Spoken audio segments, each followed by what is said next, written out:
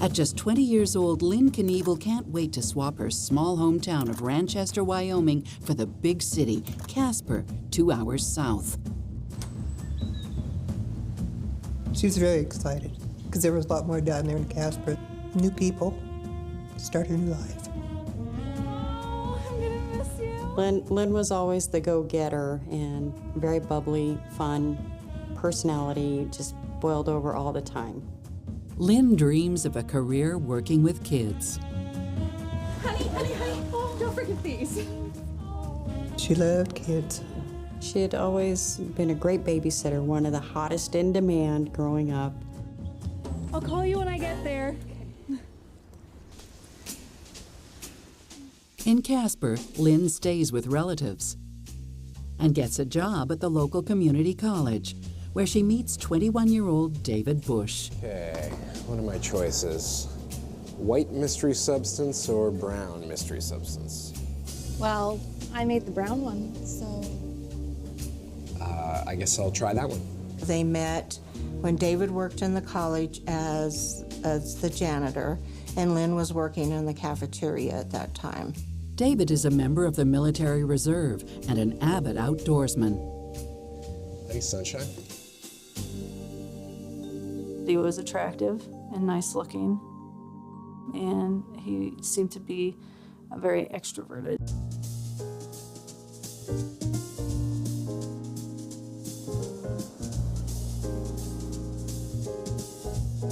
I was gonna bring a lunch, but then I'd be missing the best part of my day. Am I your lunchtime special?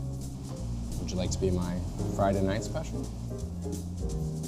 I'll think about it. Lynn was crazy stupid in love with David right off of the get-go. That feeling is mutual. She was beautiful. She was very loving, caring, a beautiful person inside and out. Both share a spirit of adventure. They're into hiking and camping, and soon they're inseparable. I think I did it. Looks good to me. Thanks. My very first tent.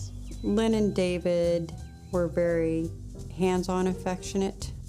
Within a few months, the two move in together, and before long, put a down payment on a house. It was a decent starter home, and put a lot of work into it. It wasn't anything special, but it was filled with love. 2 years after meeting, David and Lynn marry in Lynn's hometown of Ranchester. It was a beautiful spring day. Sun was shining, skies were blue. Lynn was very excited about getting married. David was too. He wanted everything to be right. They were both happy. It was very, very, very exciting for the whole family, really. And a few months into their marriage, the Bushes have settled into a comfortable routine. They had some really close friends that they had spent time drinking and partying. Bye. Thanks for coming. So, what do you say you and I take this party upstairs? But sometimes there's an uncomfortable element to those parties. David's brother, Glendale. Hey, has the party already over? Glendale had been in trouble, in and out of jail his entire life.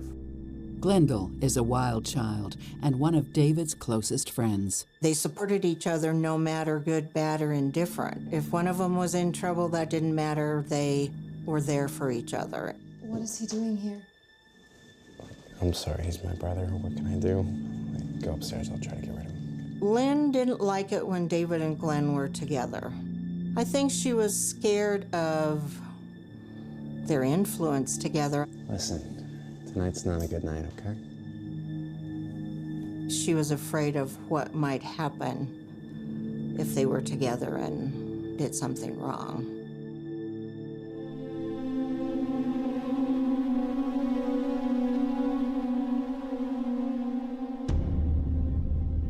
Luckily, Glendale's lifestyle keeps him on the move, while Lynn and David seems right on track.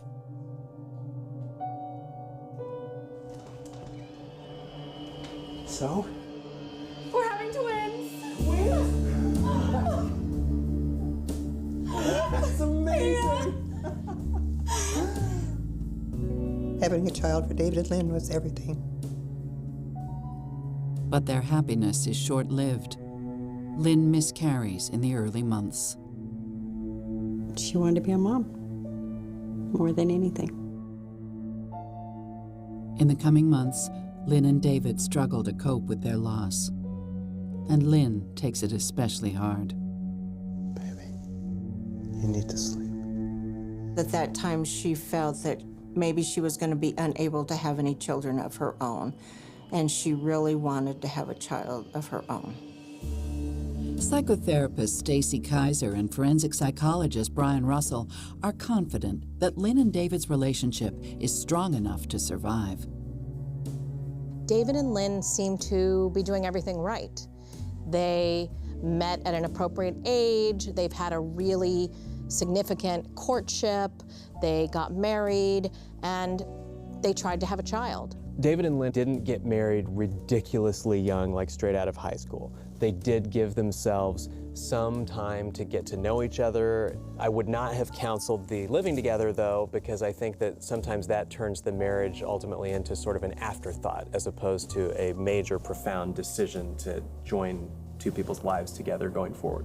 A tragic event like a miscarriage can take an emotional toll on a relationship, and couples in those circumstances usually either come together or pull apart. But when I look at David and Lynn, I think to myself that these two are going to come together, they're going to deal with how hard it is, and they're going to continue to move on with their relationship and their lives. In the fall of 1987, some good news. David! Look! You're pregnant? That's amazing! They were both so excited. We all were. David and Lynn's daughter Maisie is born in May 1988. Oh, it was glorious. It was a very happy time for him. David absolutely doted on Macy. He loved that little girl. He loved her very much. Lynn was the best mom. It was what she always wanted. She was just always awesome with kids. So much so that 6 months later, instead of returning to her job at the college, Lynn opens a home daycare. What have you got there? What'd you find?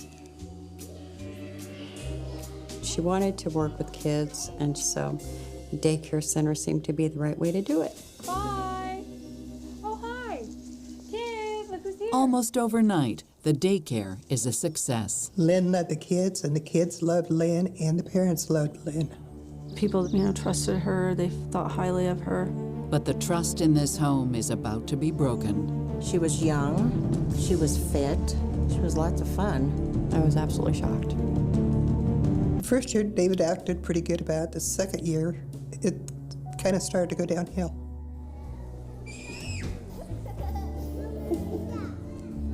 She would keep kids occasionally all night or on weekends, or the parents would be late picking them up, and so that would get into David time. She was stuck at home with the daycare, so she wasn't able to go out as much and do fun things. David starts to resent the constant intrusion on his home. Good morning, honey.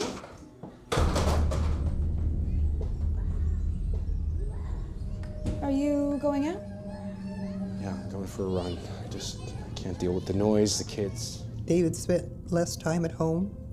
He really didn't care for the kids in the house anymore. Meanwhile, Lynn finds a new companion, food. You might want to ease up on those. Well, as any woman, you don't want to gain weight, and she also knew how much David hated that. And he was not kind to her about that, like, you probably don't need to eat that, or why are you eating that? What the hell was that? Sometimes the kids just put him on edge. His behavior was changing, He wasn't this happy-go-lucky family man anymore. Perhaps that's why David decides to make two very big changes in his life. He quits the reserves to join the National Guard. David didn't want to deploy. At that time, it was reserves that were deploying, not the National Guard state units. And quits his job at the college and starts working at a care facility for individuals with disabilities, which is where he meets a single mom named Diane Johnson. I'm telling you, you should bring your kids to my wife's daycare. Hey, would you want to grab a coffee or a drink before you head home? Sure. Okay.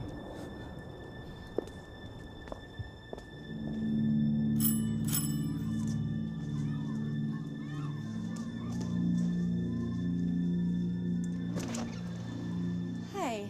Hi. David tells me that you have the best daycare in town. Oh, you must be Diane.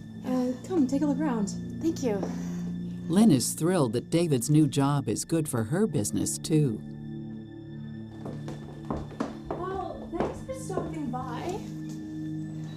You know, we should grab a beer sometime. Sure. Why not? Sounds great. Great. But there's something Lynn doesn't know. He was having an affair with Diane.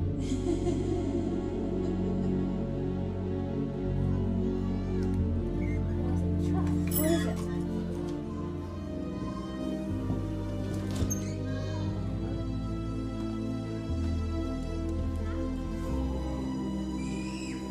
Hi, Diane. Hi. She never suspected, not that she ever told me. With Lynn completely in the dark, the two women grow closer, Hey, what are you doing on Friday night? and the illicit lovers grow more brazen. David's got this military thing between the night shifts and the army. I'm practically single over here. Well, I'm busy, but another time, yeah. Kids, Mom's here. You ready to go? I think a lot of it was, I'm going to see if I can get away with it.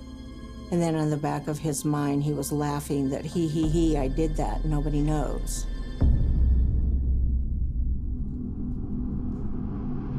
Until either guilt or boredom kicks in, and David breaks things off with Diane. For Diane, it's a relief. She felt really bad about cheating because she said Lynn was such a nice person. But she thought that would hurt Lynn more telling her about it than it would do any good, and so she just kept her mouth shut. Kids, your mom is here. Come in, let's grab some coffee. I'd love to. David and Lynn are only 2 years into the marriage, and usually at that point people are still in the stage where they're pretty happy. And so not only do we find out David has cheated, but it sounds like he's been wanting to do it for some time because he's become hypercritical of Lynn. It sounds like he's been sort of looking for faults that he could use to rationalize and justify cheating. It's possible that what might be going on for David is that early on, Lynn saw David as the center of her universe. And now she has her child and these other children in the house, and so her attention has been diverted and pulled away from him. I don't know that that's happening, but certainly Lynn is continuing to do some things that David has made clear he's unhappy about, continuing to run the daycare, not getting back into fitness, for example. No one makes a person have an affair. It doesn't matter if you gain 500 pounds, if you have 6 jobs that your spouse doesn't like. If the person's character is such that they will not cheat, they won't cheat no matter what. Aren't you cute? With the affair over, Lynn has David all to herself again, but not for long. I'm just gonna take a quick shower. Good night, Maisie. Lynn, I'll be back later. Sure. He soon turns his attentions to someone else, 19-year-old waitress, Judy Jackson. Judy was, shiny new wheels. She was young, she was thin, kind of bubbly, so something new for him to explore. After knowing each other just a few weeks, David and Judy set a standing date for Saturday nights.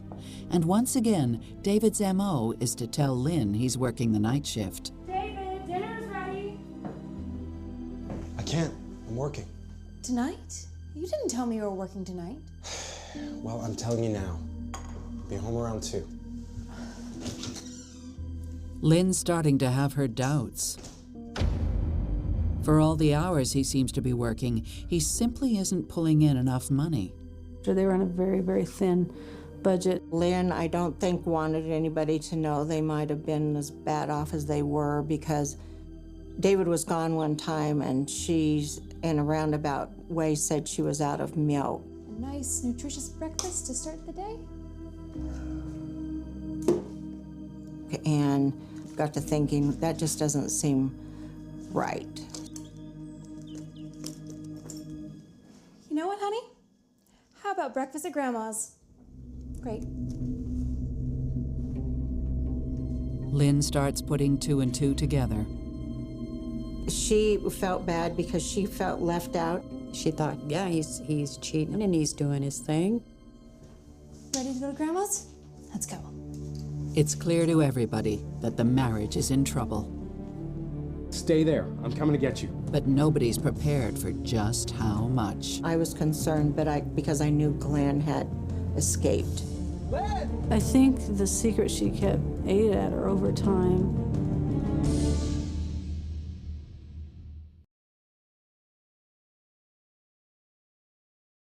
Years of marriage, David Bush is on his second affair with a 19-year-old waitress named Judy.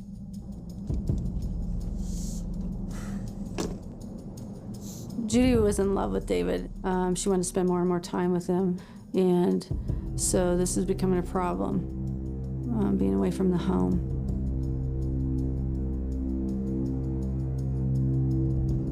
She believed that David was going to leave his wife for her.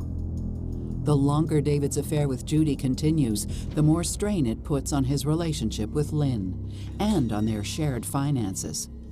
Oh my God. Increasingly, over time, when Judy and David were having this affair, he was spending more and more money on her. And so he was racking up credit card debt, spending extra money that they had, and really putting their financial situation in dire straits. And it isn't just the money that's tight. On the rare occasions David is home with Lynn, the atmosphere can be cut with a knife. David, what is this withdrawal for $500? I had to take the truck in. You didn't tell me that. Since when do I have to tell you everything? It's a little hard for you to tell me anything since you're never home. Her emotions were on high. They were arguing, they were fighting. Just tense. Tension everywhere.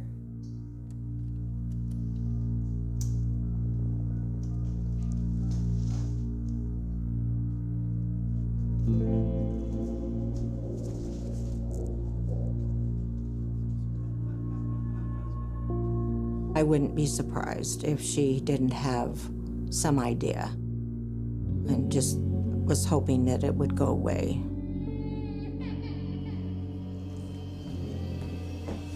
Part of what's happening here is that Lynn is literally living in an illusion of a marriage.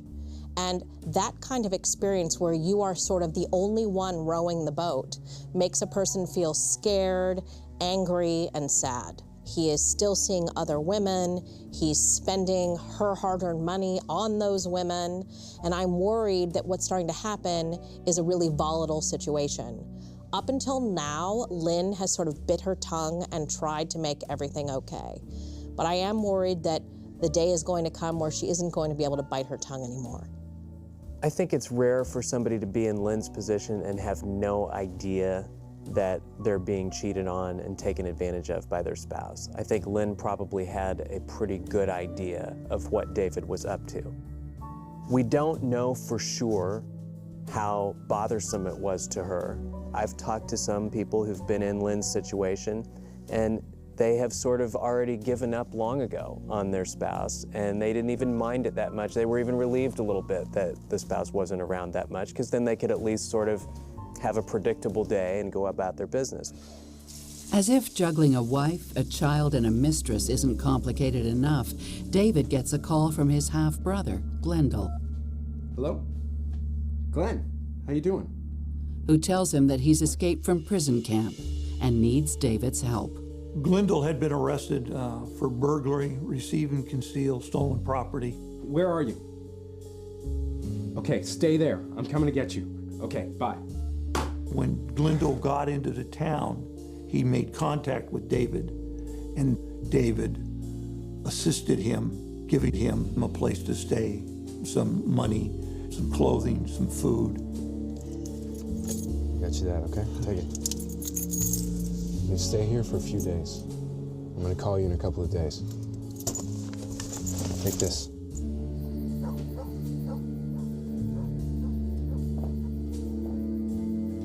She wasn't very happy with David doing that, but she said it's over now, so I can't change that.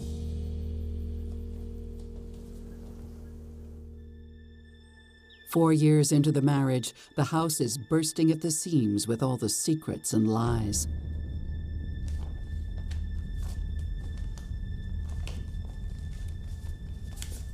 Things come to a head when Lynn opens the phone bill and sees a lot of calls, all to a number out of town.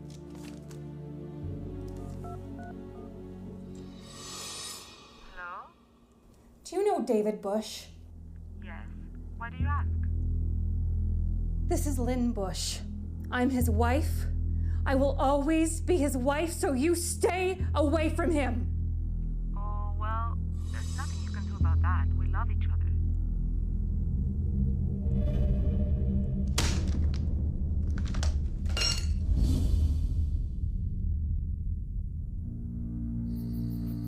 I can't believe you! I've been here working from home and you've been out screwing around on me! Don't be ridiculous. Look at you. I spoke with her! I think Lynn had had enough, and I think it came to a breaking point with her. He's cheating on me with some pizza girl. I can't believe we're having people over tomorrow and I have to pretend like everything's fine. I don't know if I can handle this anymore, Michelle. If I leave, can Macy and I stay with you for a while? Thank you. I love you too. Bye.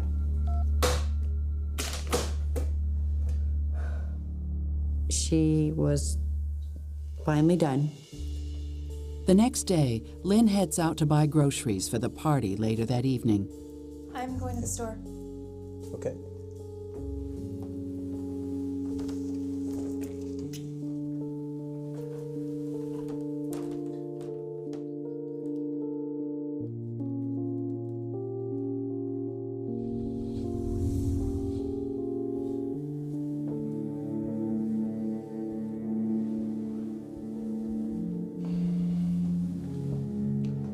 Lynn? Lynn?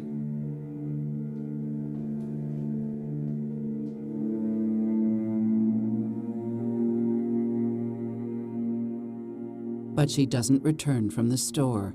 And that night, the party goes ahead without Lynn. Hey, David, where's Lynn? You know what?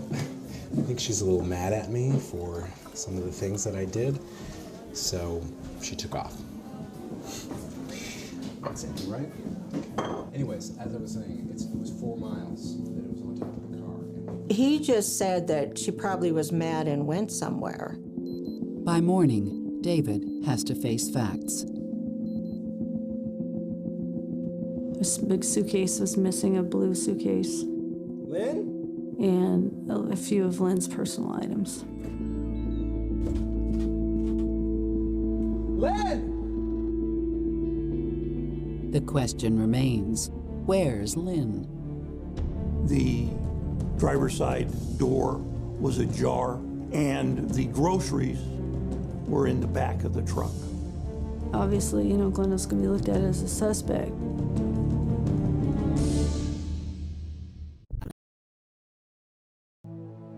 Lynn Bush has finally had enough. She's caught her husband of 4 years in an affair with a 19-year-old, and when things come to a head, Lynn goes to the store and doesn't come home.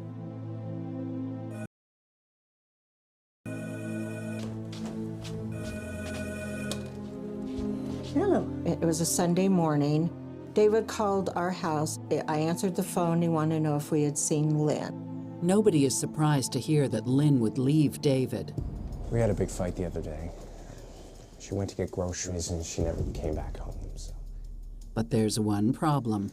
I don't know. I think she's mad and she went somewhere. I'm trying I said, well, you know, if she was mad and planned on spending the night somewhere, she would have taken Macy with her. Woke up in the morning, she's still not there. The truck's not there. David's brother Glendale is still on the lam, which gives everyone cause for concern. Have you heard from Glenn lately? Glenn? No. What? Well, my first thought was Glenn because he had been out. In my mind, I thought, well, maybe Glenn's jealous of David, that he has a wife and a baby, or maybe he's going to play tricks on David of taking her and kidnapping her or something and see what David does. Listen, I'm gonna go look for her. Look after Macy, all right? Thank you. Glendale is on David's mind, too. He believed that possibly his brother, Glendale, was involved for reasons that Glendale's a thief, a burglar, had been involved in drugs, was an escapee at the time from the Wyoming State Penitentiary. After a few hours of searching, David makes a troubling discovery. His truck with no sign of Lynn.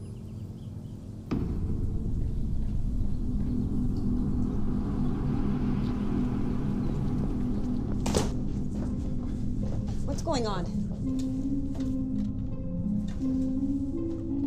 Yes, hello. I'd like to report a missing person. My wife. Her name is Lynn Bush. I found her truck. It was abandoned. Police agree to launch an investigation. David had reported that he had found the keys to the truck laying on the ground next to the truck. The driver's side door was ajar. Everywhere we looked that you couldn't see, we found blood. We found blood behind the light switch. We found blood behind the visor. The blood is alarming. Police begin to explore every possible avenue. We found blood in the truck. Any idea what might have happened there? Lynn suffered from nosebleeds pretty often. I would say it probably had to do with that. David started telling us that he believed that Glendale is probably the one who kidnapped his wife. And at that time, Glendale was an escapee from the Wyoming State Penitentiary. Obviously, you know, Glendale's going to be looked at as a suspect. But Glendale's nowhere to be found. And besides, he's not the only suspect. It turns out there are plenty of people who might want to see Lynn out of the picture. David had several affairs with many women over the course of his marriage, and over time these started to surface. Police track down all of the women David has slept with. But each of them denies having any knowledge of Lynn's whereabouts. As does David. I told you. I was having a nap with my daughter.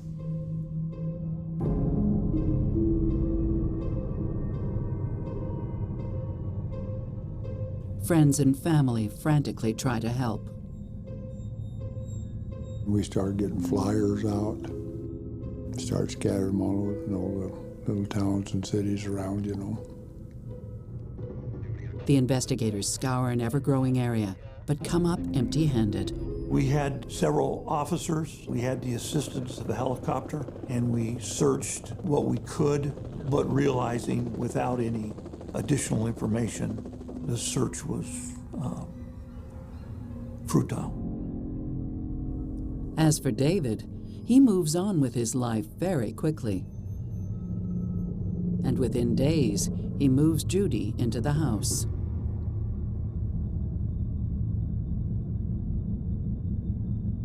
I was absolutely shocked. A worried husband would be out looking for his missing wife. He would be putting posters up. He would be leaving no stone unturned. And yet David seems to be detached and uninterested and really just going about his business, which is exactly what he did throughout the entire marriage. Within days of Lynn's disappearance, David moves Judy into the house. Now, people cope with loss in many ways, but nobody I've ever seen copes that way, especially not when they're a parent. Imagine what it must have been like to be a member of Lynn's family during this time when their loved one is missing, they don't have any closure, they probably have suspicions about what happened. It would just be an awful position to be in, because it would be as if everything were sort of frozen in time. As weeks go by with no sign of Lynn, police are forced to consider the worst. This wasn't a missing person case, that this is a homicide case. And yet there's nothing to definitely prove Lynn has been harmed. The blood from the truck is tested, but in the early days of DNA testing, the results are inconclusive. They can't confirm that it's Lynn's. There wasn't any way that we could quantify the amount of blood that was there. We could not say that it belonged to Lynn. It's enough to add David to the list of suspects. But without a body, no conclusive forensic evidence, and no witnesses, there is nothing to concretely tie him, or anyone else, to Lynn's disappearance. The case grows cold. You always have that one case that you wish you could have done more on. By 1992, Lynn has been missing for 2 years. And even though there's no proof of foul play or accidental death, the Knievels decide to honor their daughter with a memorial service. Nobody had seen her. They hadn't heard anything from national bulletins, nothing. We decided to hold a memorial for Lynn to put our minds at rest. It was sad, but it was a relief. David, who is still living with Judy, doesn't show up. Dave was not there at the memorial at all. He helped with nothing. What he does do is allow Maisie to move in with her grandparents. Emotionally, she was just almost a wreck. She was having a hard time. She was glad she was at home with us.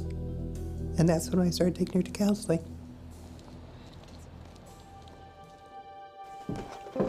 Okay, here you go, sweetie.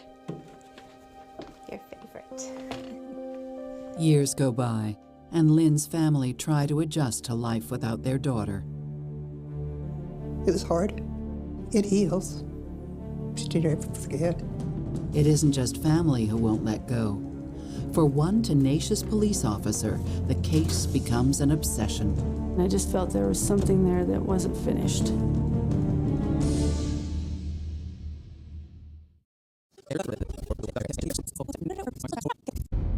In 1990, Lynn Bush disappears, leaving behind a straying husband, a motherless daughter, and a distraught family. The investigation stutters to a reluctant halt after years of fruitless leads. She just disappeared into the wind. But police do not give up.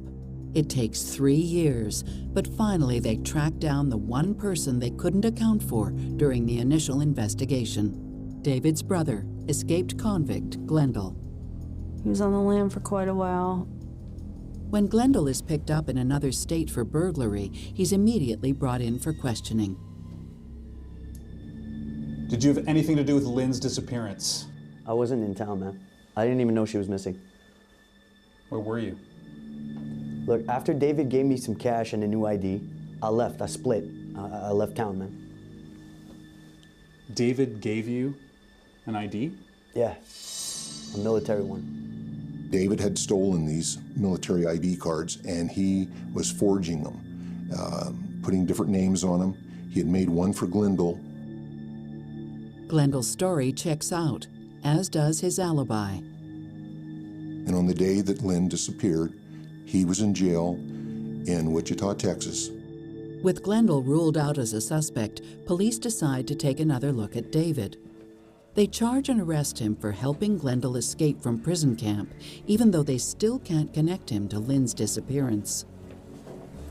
You guys are making things up. You don't have anything on me. This is total bull. David is incarcerated for 24 months, while the reason for Lynn's disappearance remains a mystery. For 11 long years. until one young detective takes a renewed interest. In 2004, I was a detective, pretty young detective. The sergeant at the time took all of us into the conference room and said, okay, who wants the Bush case? No one answered. So I jumped up and down and said, I'll take it. What starts out as youthful enthusiasm soon becomes full-blown obsession. So I just kept going and going, and I did all this, after hours when, everyone in my household was sleeping, or any vacation. Just felt there was something there that wasn't finished. Detective Loving revisits testimonies from those interviewed over a decade ago, including David's mistress, Judy. Long since broken up with David, she is finally ready to talk. When you spoke to David that night, what did he say to you?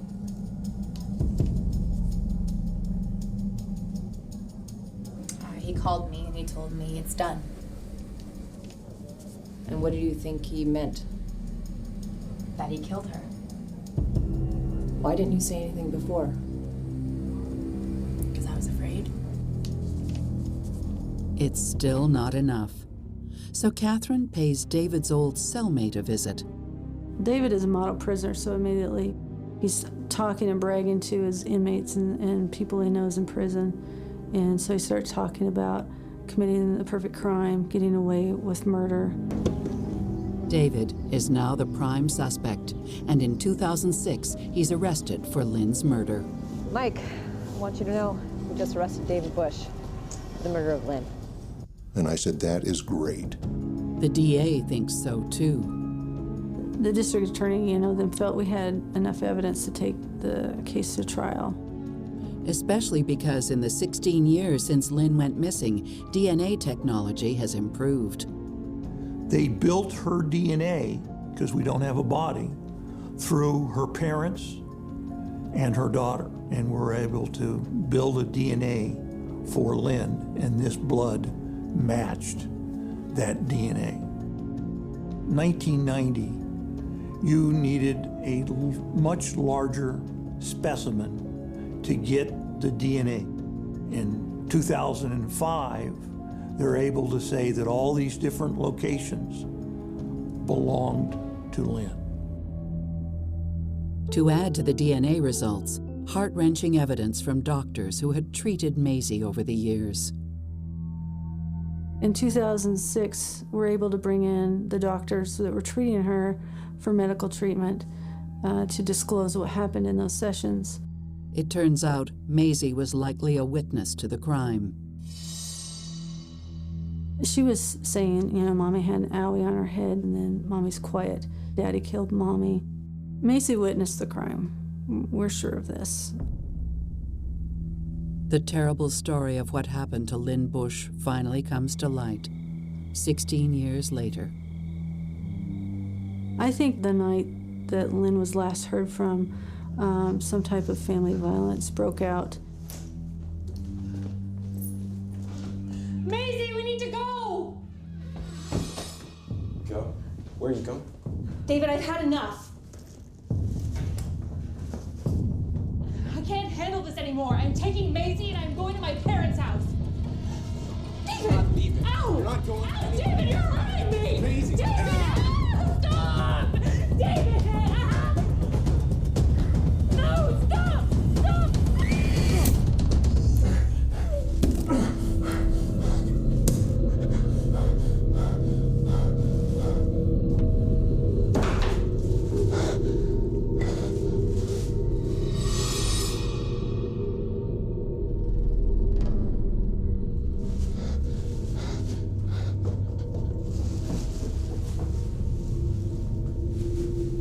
Maisie also likely witnessed David's disposal of Lynn's body. I believe that he probably wrapped her in something like a shower curtain, carried her body out and put it in the truck.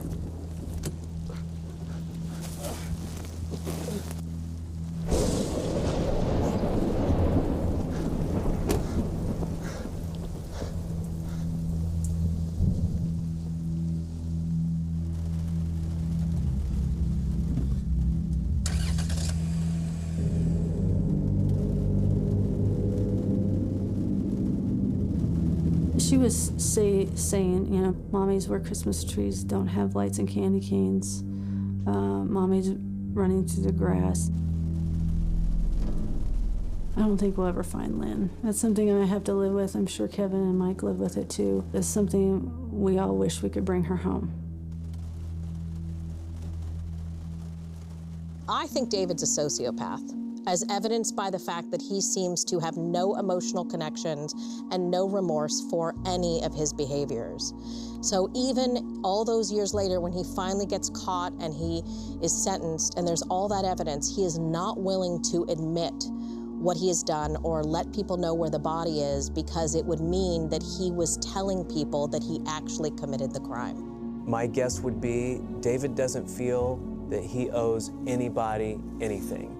Doesn't feel that he owes Lynn's family anything, doesn't feel that he owes even his own daughter anything. Probably still to this day, deep down, doesn't really feel that he did anything wrong, other than making mistakes in how he went about eliminating Lynn that caused himself to be caught. In 2007, David Bush is found guilty and sentenced to 45 years to life. The Bush case was the first case to go to trial and be a conviction for a bodiless homicide in Wyoming. I thought, hallelujah. It's like, you son of a bitch, you thought you were going to get away with it, and you didn't. While the family has struggled to move on, their pain has never subsided. Lynn was a beautiful person. She had a wonderful smile. And I guess the most important, that she was beautiful, just a beautiful person inside and out. We miss her. I miss her terribly. I know she's in a better place. I love you. I miss you. I wish that you could see how beautiful the little girl grew up to be, and what an amazing person she is, and how much like you she is.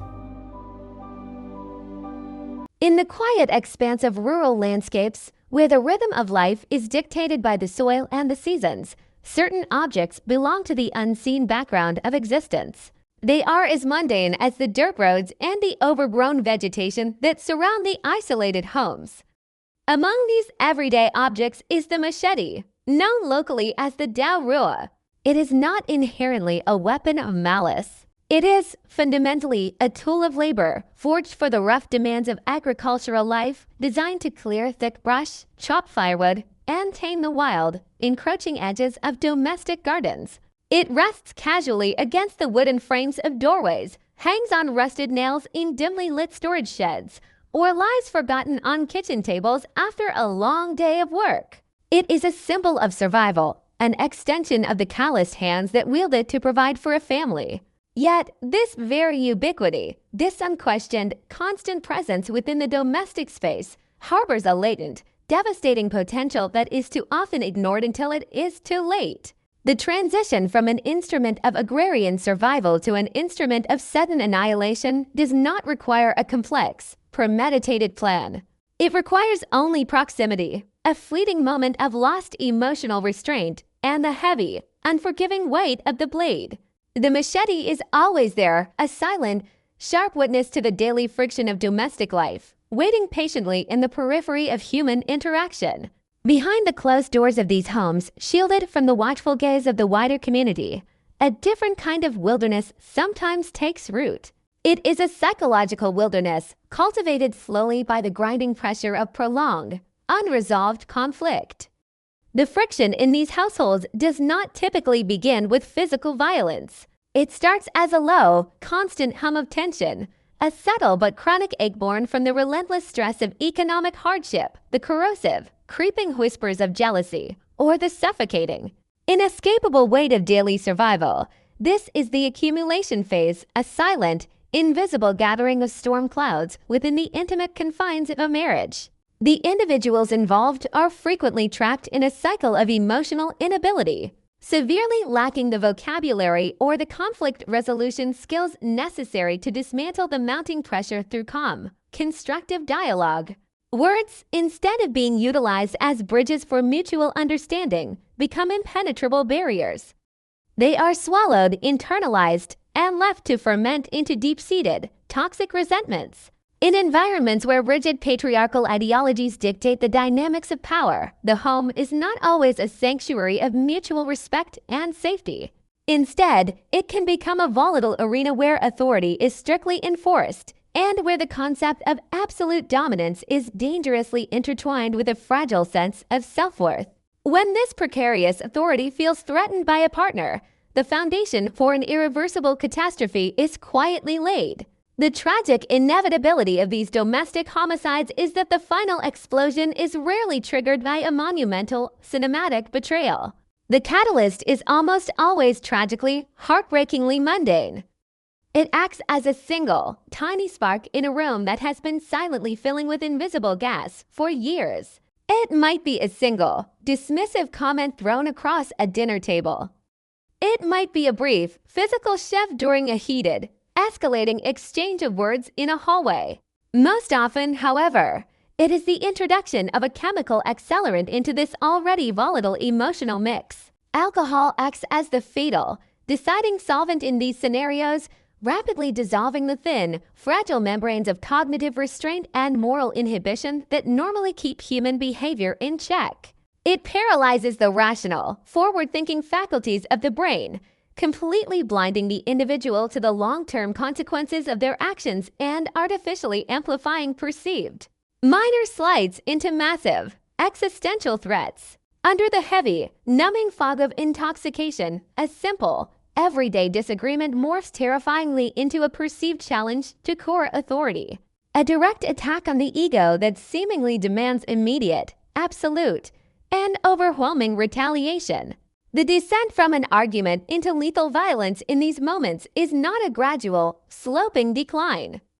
It is a sudden, terrifying freefall into chaos. In forensic analysis and criminological profiling, there is a critical, devastating metric used to truly understand the anatomy of a spontaneous domestic homicide. It is not measured in years of pent-up resentment, nor is it measured by the exact blood alcohol content of the perpetrator, but rather, it is measured in mere physical steps. It is the physical and temporal distance between the epicenter of the verbal argument and the resting place of the weapon. In rural homes where a machete is kept within arm's reach for daily chores, this critical distance is virtually non-existent. It is a matter of seconds. In that microscopic window of time, the trajectory of multiple lives and entire generations is irrevocably altered. There is no time for outside intervention. There is no time for a concerned neighbor to hear the escalating shouts and knock on the door. No time for a sudden moment of psychological clarity to pierce through the red, blinding haze of anger. And tragically, no time for the targeted victim to flee the premises. The hand reaches out, driven by a primal, unthinking, and entirely unfiltered fury, and tightly closes around the familiar, worn wooden handle of the agricultural tool. In that exact fraction of a second, the machete ceases to be a tool of the earth. It is instantly transformed into a lethal extension of the perpetrator's uncontrolled, explosive rage. The physical violence that immediately follows is characterized by its explosive, catastrophic nature. This is not a crime of calculated, surgical precision or silent, stealthy execution. It is an eruption of sheer, unadulterated, and horrific force, driven by a state of absolute mental frenzy, a psychological phenomenon often described accurately as being blood-drunk or entirely detached from conscious reality. The perpetrator strikes with relentless momentum. The physical reality of a machete attack on a human body is grim, defying any attempts at narrative sanitization.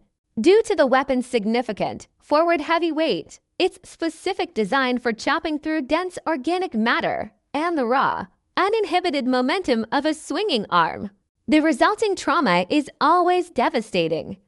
The blade does not merely inflict superficial cuts, it cleaves heavily into the target. It inflicts profound, deep tissue lacerations, frequently resulting in the horrific severing of limbs or inflicting immediately fatal structural damage to vital organs and the skeletal frame. The sheer, Overwhelming physical devastation caused by this specific tool explains the grim statistical reality of these incidents. The survival rate for victims of domestic machete attacks is astronomically low. The biological damage is simply too severe, the subsequent blood loss too rapid, and the physical destruction too absolute for any emergency medical intervention to reverse. Especially considering the isolated rural settings where these tragedies so frequently unfold. The victim is violently overwhelmed in a matter of terrifying moments, their life abruptly extinguished by the very tool that was meant to sustain and protect their household. Then comes the immediate aftermath, bringing a stark, horrifying contrast to the deafening, violent chaos that preceded it. Once the intense physical exhaustion finally sets in and a blinding, physiological surge of adrenaline rapidly recedes from the bloodstream, the perpetrator is violently and suddenly thrust back into conscious reality. The blinding red haze lifts, slowly revealing the irreversible, bloody horror of their actions. The psychological state of the killer transitions instantly from a state of uncontrolled, godlike fury to one of profound, paralyzing, and suffocating shock. The perpetrator often stands frozen amidst the physical wreckage of their home, staring blankly at the catastrophic consequences of their temporary inability to control their anger. The heavy machete often slipping from their trembling, blood-stained grasp to clatter against the floor. The overwhelming, crushing weight of what has just occurred crashed down upon their psyche. It is in this heavy, suffocating silence, standing over the ruined remains of their spouse, that the perpetrator faces the absolute totality of their self-inflicted ruin. Driven by this sudden, unbearable realization of their own monstrous capability, the immediate instinct is rarely calculated flight or cold denial. Instead, consumed entirely by despair and the sudden, sharp clarity of their violent act, the perpetrator frequently turns to immediate suicide, desperately attempting to escape the waking, permanent nightmare they have just created. Alternatively, they wander numbly out of the house, completely broken and hollowed out, to passively surrender themselves to the local authorities, confessing openly to a brutal crime that they themselves can scarcely comprehend having committed just minutes prior. The profound tragedy of the domestic machete homicide does not, however, end cleanly with the taking of a life and the subsequent destruction or incarceration of the perpetrator. The violence ripples outward with devastating force, leaving a massive wake of profound, long-lasting collateral damage. The absolute most vulnerable victims of this intense violence are often those who manage to survive it physically, but are utterly destroyed psychologically, the children of the household. In the intimately confined spaces of a rural family home, it is alarmingly common for the youngest, most defenseless members of the family to be physically present during the sudden eruption of lethal violence. They become forced, involuntary witnesses to the most horrific, unnatural scene imaginable, the brutal, bloody slaughter of one parent by the hands of the other. The psychological trauma inflicted upon a developing child who is forced to watch a familiar, everyday gardening tool be used to violently dismantle their entire reality is nearly immeasurable. The graphic visual images, the horrifying sounds of the attack, the overwhelming, metallic scent of blood heavy in the enclosed air, these intense sensory details are permanently seared into their young, fragile minds. The resulting psychological trauma is not a temporary shock that fades with time. It is a deep, agonizing, and complex psychological wound that will actively fester for decades. It fundamentally violently reshapes their entire understanding of love, of domestic safety, and of the inherent darkness of human nature.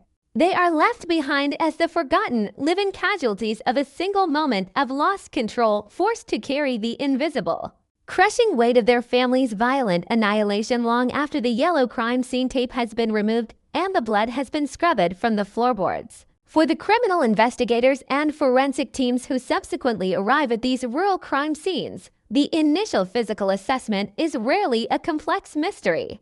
Unlike highly premeditated, sophisticated murders veiled in careful deception and hidden evidence, the domestic machete homicide is glaringly, brutally transparent. The perpetrator is very often still present on the bloody scene, either already deceased by their own hand or waiting passively in a deep state of catatonic shock. The murder weapon itself, slick with the undeniable biological proof of the horrific crime, is usually plainly visible, discarded nearby. The identities of both the victim and the killer are immediately, undeniably known to the responding officers.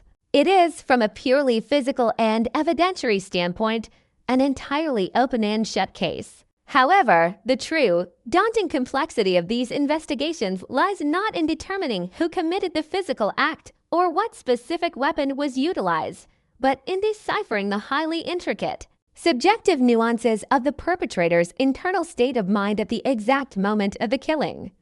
The legal and psychological challenge presented to the justice system is monumental. Investigators, prosecutors, and legal professionals must carefully sift through the metaphorical ashes of the destroyed family unit to determine the precise legal nature of the crime. Was this definitively a case of profound emotional agitation, a tragic, spontaneous explosion heavily provoked by a sudden, intense verbal conflict? Or was it, despite the crude weapon, an act of deliberate, sustained intent to murder, secretly fueled by deep-seated hatred and executed with ruthless, conscious determination?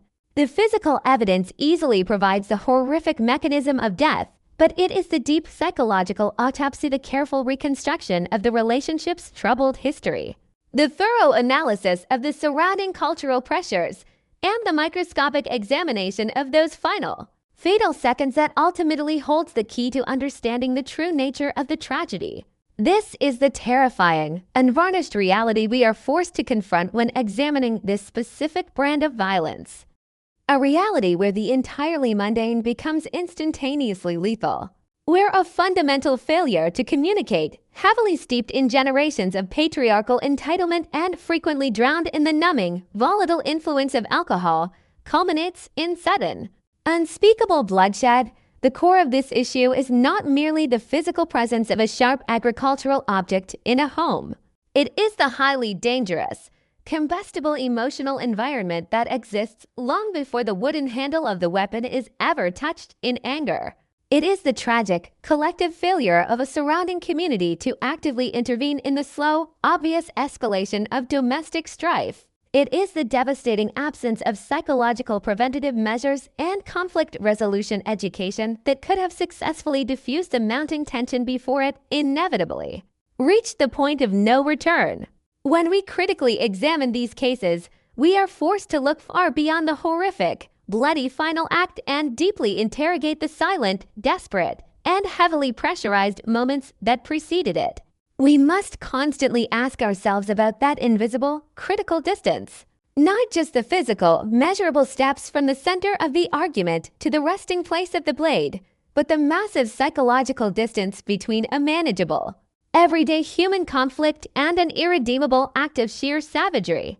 In the incredibly brief space of a single heartbeat, a life is violently erased, a family is permanently shattered into pieces, and an entire community is left to grapple with the terrifying, lingering knowledge that such absolute, uncontrollable darkness can comfortably reside so very close to the surface of everyday, domestic life. To understand the victim in these profound tragedies, one must first deeply understand the intricate, often suffocating world they inhabit.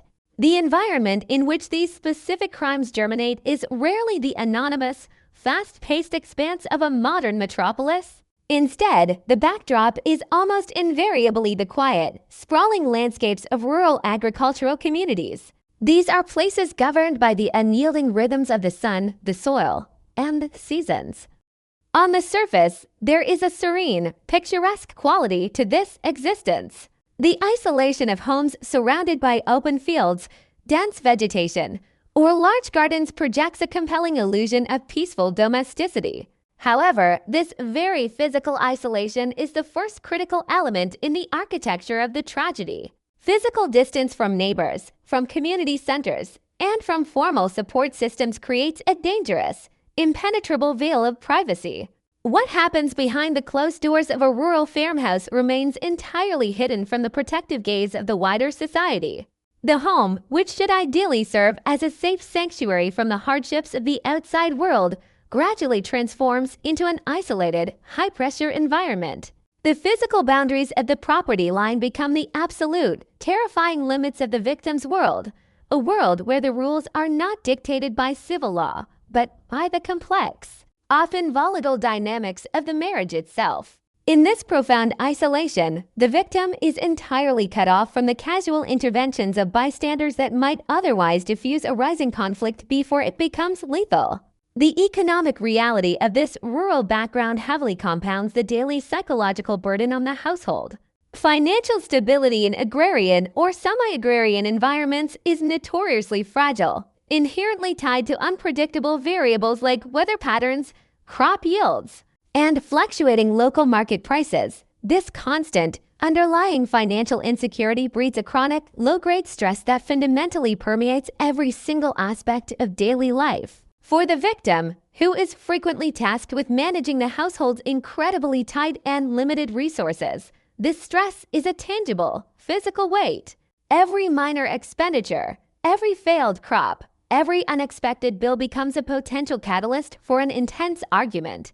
The lack of financial abundance strips away the luxury of personal space and leisure, forcing the couple into constant, pressurized proximity within the home.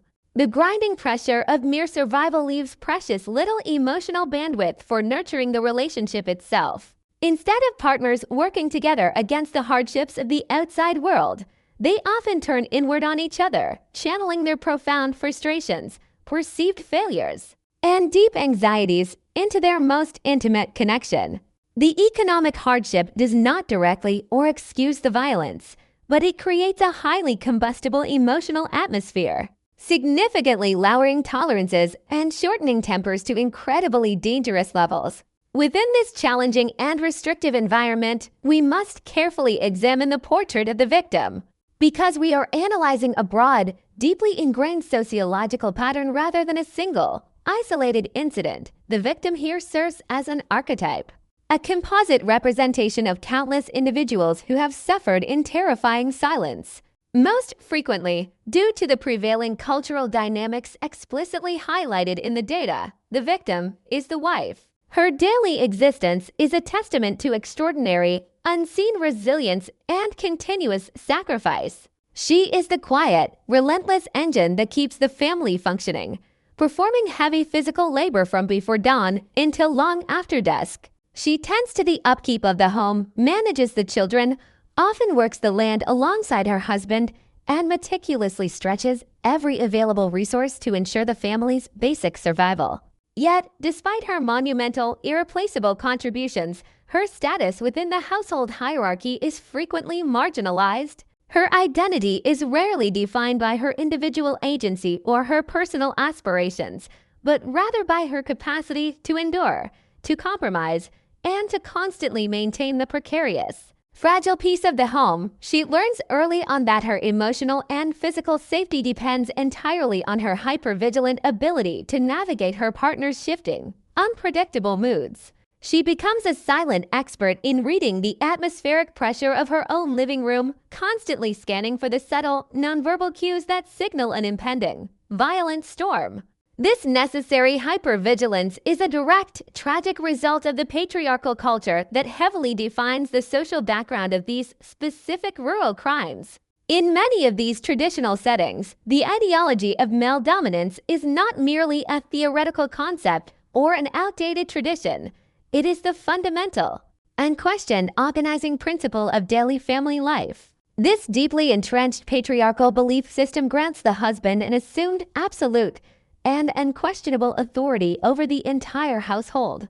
He is culturally positioned as the supreme head of the family, the ultimate decision maker, and the sole arbiter of right and wrong within the domestic sphere.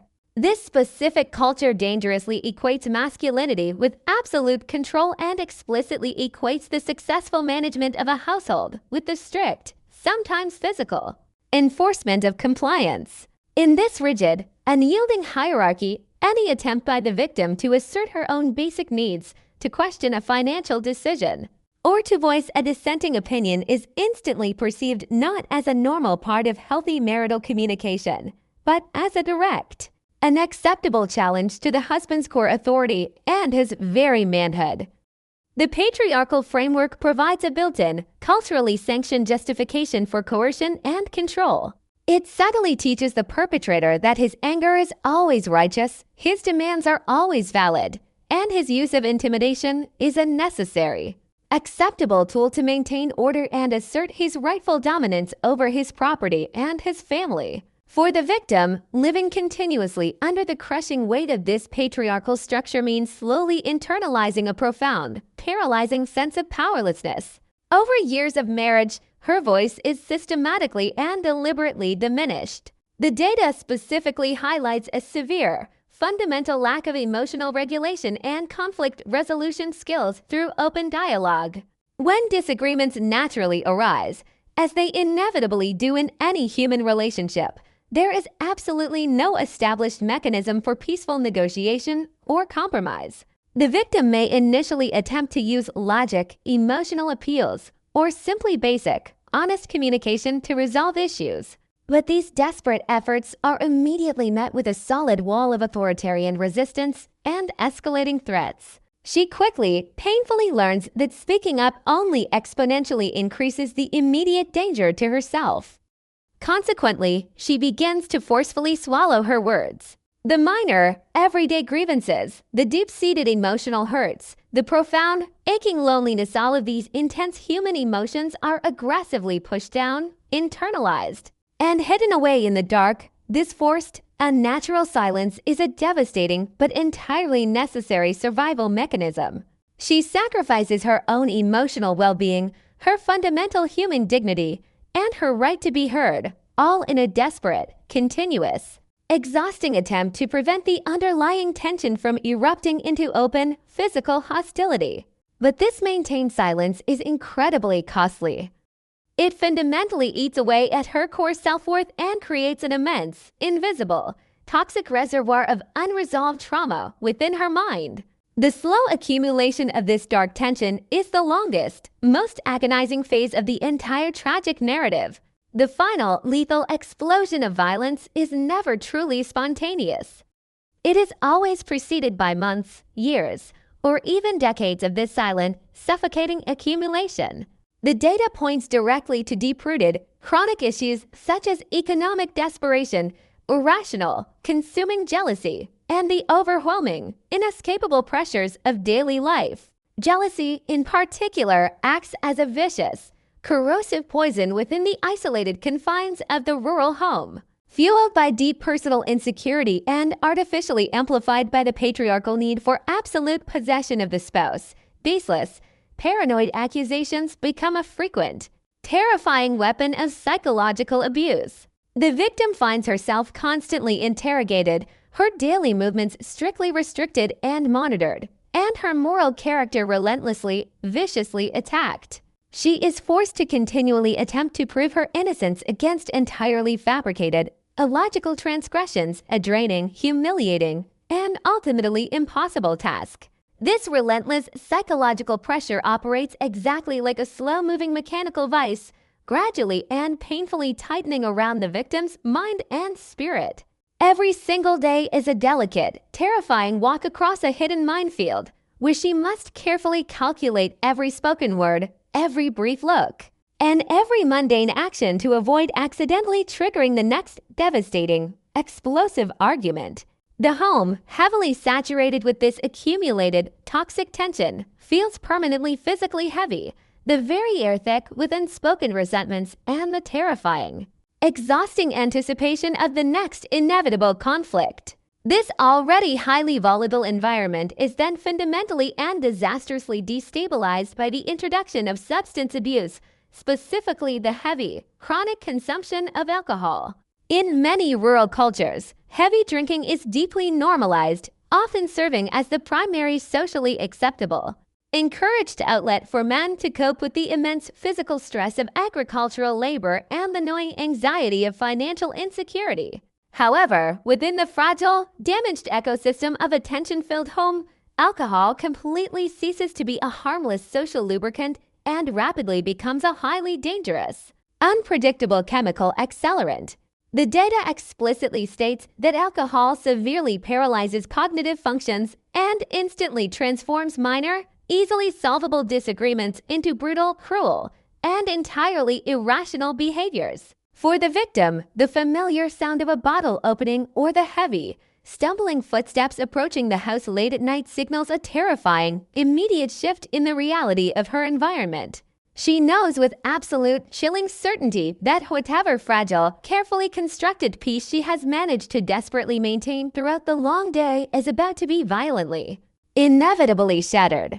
Under the heavy influence of alcohol, the perpetrator's carefully guarded resentments, his baseless, wild jealousies, and his rigid need for absolute dominance are completely unleashed from any remaining societal or moral constraints. The victim watches in quiet, paralyzed terror as the man she knows intimately transforms into an entirely unpredictable and highly volatile, dangerous threat. The alcohol effectively and completely strips away the last remaining thin layers of his emotional regulation. It actively destroys his capacity for human empathy, making him completely blind and deaf to the intense fear and pain he is actively inflicting upon his family. During these frequent periods of extreme intoxication, the verbal abuse becomes exponentially more vicious, the psychological torment far more creative and cruel, and the physical intimidation much more overt and terrifying. The victim is trapped in a completely illogical, surreal, and inescapable nightmare where reasonable dialogue or logical de-escalation is entirely impossible. She cannot negotiate with the alcohol. She cannot reason with the chemical fire burning in his mind. She is forced to simply endure, utilizing every single instinctual survival strategy she possesses to weather the storm, hoping desperately and silently that he will eventually fall asleep or lose interest before the violence crosses the final, physical threshold. The alcohol not only removes his inhibitions, it actively, dangerously distorts his perception of reality, convincing him that his wife's mere existence, her quiet, terrified endurance, is a deliberate, mocking insult that explicitly requires immediate, forceful, and violent correction. Furthermore, the deeply ingrained cultural normalization of domestic violence plays a crucial, incredibly insidious role in shaping the victim's tragic background. In many of these tight-knit, traditional communities, matters occurring between a husband and wife are strictly and fiercely considered a completely private domain. There is an unspoken, powerful, and universally understood social contract that absolutely forbids outside interference, even when the signs of severe abuse are glaringly obvious to everyone. Neighbors might clearly hear the violent shouting through the thin walls. Extended family members might regularly notice the subtle, fading bruising or the sudden, deeply withdrawn, fearful demeanor of the victim, but a collective, complicit, and deadly silence is strictly maintained. The community deliberately averts its collective eyes, hiding comfortably behind the traditional, archaic belief that a husband's discipline, however harsh or unjust, is strictly an internal family matter to be sorted out privately. This societal indifference completely reinforces the victim's profound, terrifying isolation. It sends her a clear, devastating, and undeniable message: you are entirely alone in this, and absolutely no one is coming to save you. When the very community that should logically offer protection actively and deliberately ignores her obvious plight, the victim's internal sense of hopelessness becomes absolute and crushing. She realizes that escaping the physical boundaries of her dangerous home would mean facing the harsh judgment, intense victim blaming, and total ostracization of her entire social and familial world. The victim's psychological state during this prolonged, torturous period of accumulation is one of profound, complex, and layered trauma. She is not merely a passive, unthinking recipient of the abuse. She is an active, exhausted, and desperately frightened manager of a highly dangerous, unpredictable environment. Her brain is permanently locked in a continuous, exhausting state of fight or flight, constantly flooded with damaging levels of cortisol and adrenaline as she continuously navigates the daily, shifting threats to her physical and emotional safety. This chronic, severe stress severely degrades her physical health and completely shatters her mental well-being over time. She experiences severe, crushing depression, debilitating, constant anxiety, and a complete, systematic erosion of her core self-esteem. The continuous, daily verbal degradation slowly, insidiously rewrites her own internal narrative, slowly convincing her that she is inherently flawed, somehow actually deserving of the horrific treatment she receives, and fundamentally, completely incapable of surviving independently in the outside world. The perpetrator carefully and deliberately cultivates this deep psychological dependency, ensuring that she feels entirely trapped, both physically by the geographic rural isolation and mentally by the complete, systemic destruction of her self-worth and agency. As we carefully construct this highly detailed, heartbreaking portrait, we must deeply recognize the immense, tragic, and inescapable irony of her daily existence. The very tools of her eventual physical destruction are permanently and seamlessly woven into the mundane fabric of her everyday life. She cooks the daily meals, cleans the small home, and tends the outside garden, existing in constant, incredibly close physical proximity to the heavy, rusted, deeply sharpened agricultural implements that lean casually against the walls and doorways. She sweeps the dirt floors directly around the machete. She perhaps even sharpens the blade herself in preparation for the next day's heavy labor in the fields. It is a necessary, vital object, a completely mundane and expected piece of the rural background. The true, absolute horror lies in the fact that her environment is so thoroughly, completely compromised that there is absolutely no safe, secure space left for her to exist. The deadly weapon is always physically there, the suffocating emotional tension is always present, the volatile alcohol is always flowing, and the surrounding cultural silence is always deafening. She lives every single, terrifying day balanced on the absolute, crumbling edge of a deep precipice, forced to carry the entire, crushing emotional weight of a failing, highly volatile marriage squarely on her own exhausted shoulders. Her background is not merely a geographic physical location. It is a complex, inescapable, and completely suffocating matrix of deep economic anxiety, rigid patriarchal suppression, and profound social isolation, all carefully and perfectly setting the dark stage for a spontaneous, brutal tragedy that requires only a single, fatal spark to ignite and consume everything. The transition from the agonizing, prolonged phase of domestic accumulation to the explosive reality of lethal violence is never a gradual, predictable slope. It is a sudden, terrifying rupture in the fabric of daily life, a catastrophic failure of human restraint that occurs within a microscopic window of time. To understand the incident itself, one must closely examine the specific anatomy of the final confrontation, a confrontation that almost always begins under the guise of profound, deceptive mundanity. The day of the tragedy rarely announces itself with dark omens or overt threats of impending doom. It begins like any other exhausting day in a rural agricultural setting, dictated by the demanding routines of physical labor and household management.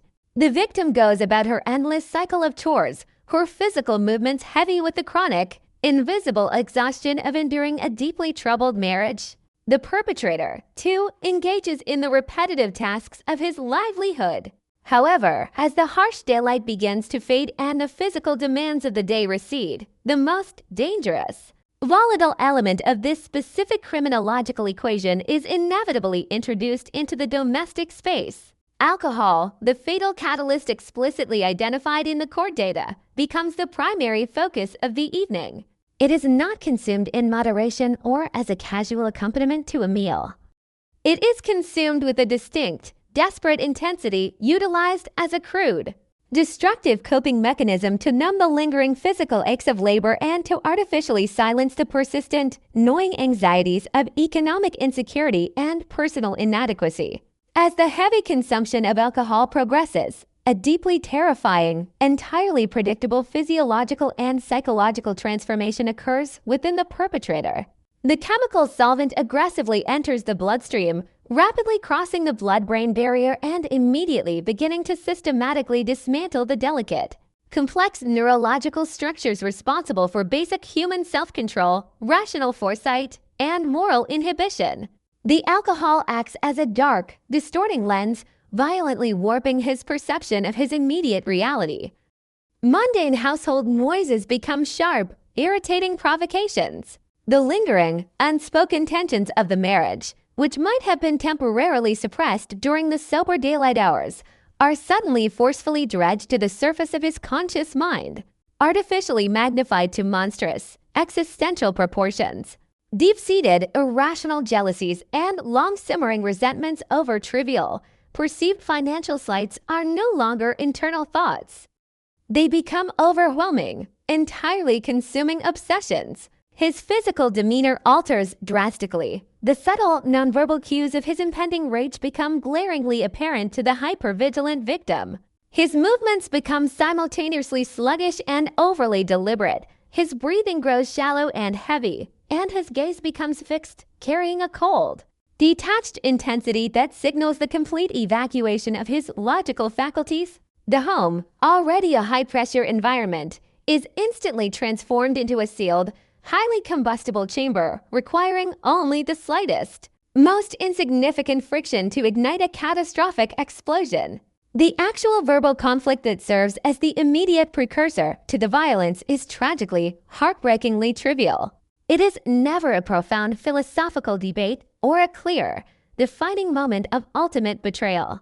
It is a minor disagreement over a meaningless domestic chore, a fleeting complaint about a misplaced item, or a quiet, desperate plea regarding the household finances. In a healthy, functioning relationship, such a minor friction would be easily resolved with a brief conversation or a simple compromise. But within this heavily intoxicated, deeply polarized environment, the minor disagreement is instantly misinterpreted by the perpetrator's compromised mind as a massive, unforgivable assault on his core authority. He perceives the victim's simple words not as a request or a statement of fact, but as a deliberate, calculated insult, a direct challenge to his socially ingrained, patriarchal dominance over the household. The argument rapidly escalates, bypassing entirely any attempt at rational dialogue. The volume of the exchange violently increases, shattering the evening silence of the rural isolation. The verbal abuse becomes intensely personal, designed explicitly to degrade, humiliate, and force the victim into immediate, unconditional submission. The victim, recognizing the familiar, terrifying trajectory of his drunken rage, likely attempts to de-escalate the situation, instinctively retreating, lowering her voice, or attempting to physically remove herself from the immediate vicinity of his anger. However, her attempts at pacification are entirely futile against the blinding, chemical fire burning in his mind. Her retreat is viewed not as a surrender, but as a further, infuriating act of defiance. The critical, defining moment of the incident, the exact point of no return, is triggered by a specific, split-second action that forcefully snaps the last remaining thread of the perpetrator's psychological restraint. The data identifies this trigger as either a perceived challenging remark or a minor physical altercation, such as a sudden shove. The victim, pushed beyond the absolute limits of her endurance, deeply cornered and terrified, might utter a single, desperate phrase of defiance, a momentary, tragic lapse in her carefully maintained silence. Or in the chaotic, close-quarters physical reality of a screaming match within a small rural home, a hand might be raised defensively, resulting in a brief, accidental physical push. Regardless of the specific nature of the trigger, the perpetrator's reaction is instantaneous and catastrophic. The physical shove or the challenging word acts as the ultimate, unforgivable catalyst. In that exact fraction of a second, the perpetrator experiences a profound, complete psychological fracture. He enters a terrifying, altered state of consciousness heavily documented in criminological literature. A state accurately described in the court data as being completely blood-drunk or entirely devoid of rational thought. The higher cognitive functions of his brain are instantly and entirely shut down, completely replaced by a primal, violently aggressive, and entirely unfiltered instinct to utterly destroy the perceived source of his anger. He is no longer an individual participating in a marital dispute. He has become a pure and thinking instrument of absolute, devastating violence. This is the exact moment where the most terrifying, defining characteristic of this specific type of domestic homicide comes into lethal play. the critical. Virtually non-existent physical distance between the sudden eruption of rage and the resting place of the weapon. The tragedy hinges entirely on the mundane, everyday placement of the machete. Because it is a daily, necessary tool of agrarian survival, it is not locked away in a secure cabinet or hidden out of sight. It is fundamentally integrated into the living space, resting casually against a wooden door frame, lying forgotten on a nearby table, or hanging from a low nail on the wall just inches away from where the argument is taking place. The perpetrator does not need to pause, think, or leave the room to retrieve a weapon. He does not need to formulate a conscious, step-by-step plan to commit murder. He only needs to reach out his hand. The physical motion of grabbing the heavy wooden handle of the machete is an entirely fluid, instinctual continuation of his explosive rage. It is a terrifyingly seamless transition from a heated verbal argument to a lethal, armed assault. In the agonizingly brief span of perhaps 2 or 3 seconds, the agricultural implement is violently repurposed. It ceases entirely to be a tool meant for clearing brush or cutting firewood and becomes, instantly, an extension of his uncontrolled, destructive fury. The complete absence of time in this critical transition is the core, devastating reason why these incidents are so profoundly fatal. There is absolutely no temporal window for any form of intervention. A neighbor, even if they were close enough to hear the escalating shouts, could never traverse the physical distance in time to stop the swing of the blade. The victim herself, trapped in the confined, familiar space of her own home, has absolutely no time to mentally process the sudden, terrifying escalation, let alone formulate a successful plan of physical escape. The suddenness of the assault is absolute and completely paralyzing. The perpetrator, entirely consumed by the blinding, red haze of his blood-drunk state, launches his attack with a terrifying, relentless momentum. The physical reality of the assault is brutal, clinical, and horrifyingly efficient. The data explicitly highlights the extreme, overwhelming physical trauma inflicted by this specific weapon. The machete is explicitly designed by its heavy nature to chop forcefully through dense, resistant organic matter. When this heavy, unbalanced weight is swung with the maximum, completely uninhibited force of a physically enraged individual, the resulting biological destruction is immediate and catastrophic. The strikes are not calculated or precise. They are wildly swung, repeating in a rapid, uncontrolled sequence driven purely by raw, unfettered adrenaline. The impact of the heavy steel blade against the fragile human form produces devastating, deeply structural injuries. The violence entirely bypasses superficial damage, immediately inflicting profound, deep tissue lacerations that effortlessly sever major arteries, shatter vital skeletal structures, and frequently result in the horrific, traumatic amputation of limbs as the victim instinctively, desperately raises her arms in a futile attempt to shield her head and vital organs from the relentless onslaught. The physical devastation is so absolute, so structurally overwhelming, that the victim is immediately physically incapacitated. The sheer volume and extreme rapidity of the resulting blood loss cause the body's physiological systems to crash almost instantly.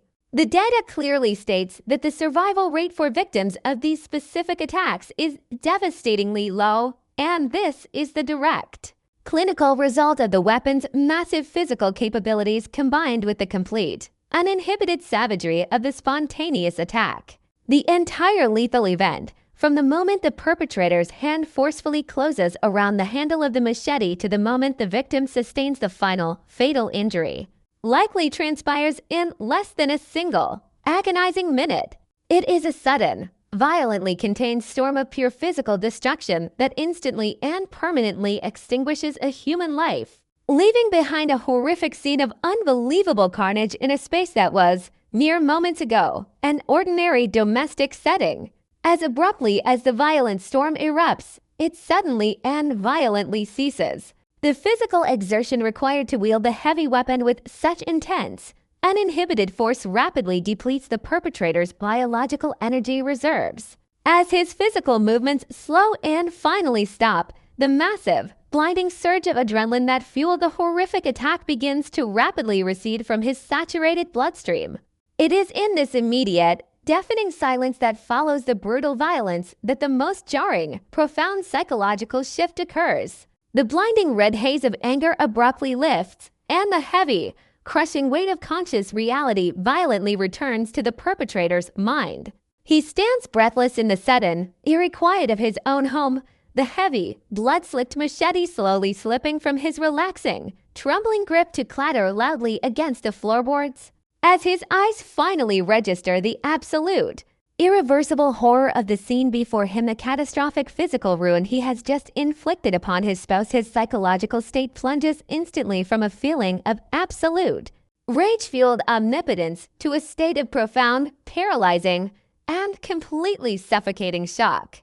The anger completely vanishes, replaced instantly by a crushing, unbearable realization of his own monstrous actions. This immediate aftermath is characterized by a complete, hollow psychological devastation. The perpetrator is frequently found entirely catatonic, staring blankly, unable to fully comprehend the permanence of the horrific act he committed just seconds prior in a state of chemical and emotional madness. The overwhelming, suffocating tide of immediate remorse and the sudden, sharp clarity of the absolute destruction of his entire life frequently drive the perpetrator toward immediate, desperate actions. The data notes a high prevalence of immediate suicidal ideation or actual suicide attempts in the direct aftermath, as the individual desperately attempts to violently escape the inescapable, waking nightmare he has just created with his own hands. Alternatively, completely broken, entirely devoid of any remaining will or anger, the perpetrator may wander numbly away from the bloody scene, finding his way to the nearest local authority to passively, blankly surrender. He will often confess immediately, his voice devoid of emotion, recounting a horrific nightmare that he himself cannot fully believe he authored. The violent incident itself is now completely over, a brief, terrifying explosion of lethal force that lasted only moments, but the deep, echoing consequences of that single, catastrophic failure of human restraint will instantly begin to radiate outward, permanently devastating families and permanently scarring the entire surrounding community for generations to come. The arrival of law enforcement at the rural property abruptly shatters the deceptive stillness of the agricultural landscape. Flashing red and blue lights cut through the darkness, illuminating the overgrown foliage and the simple, weathered exterior of the family home. First responders step out of their vehicles into the heavy, quiet air, their boots crunching against the dirt driveway.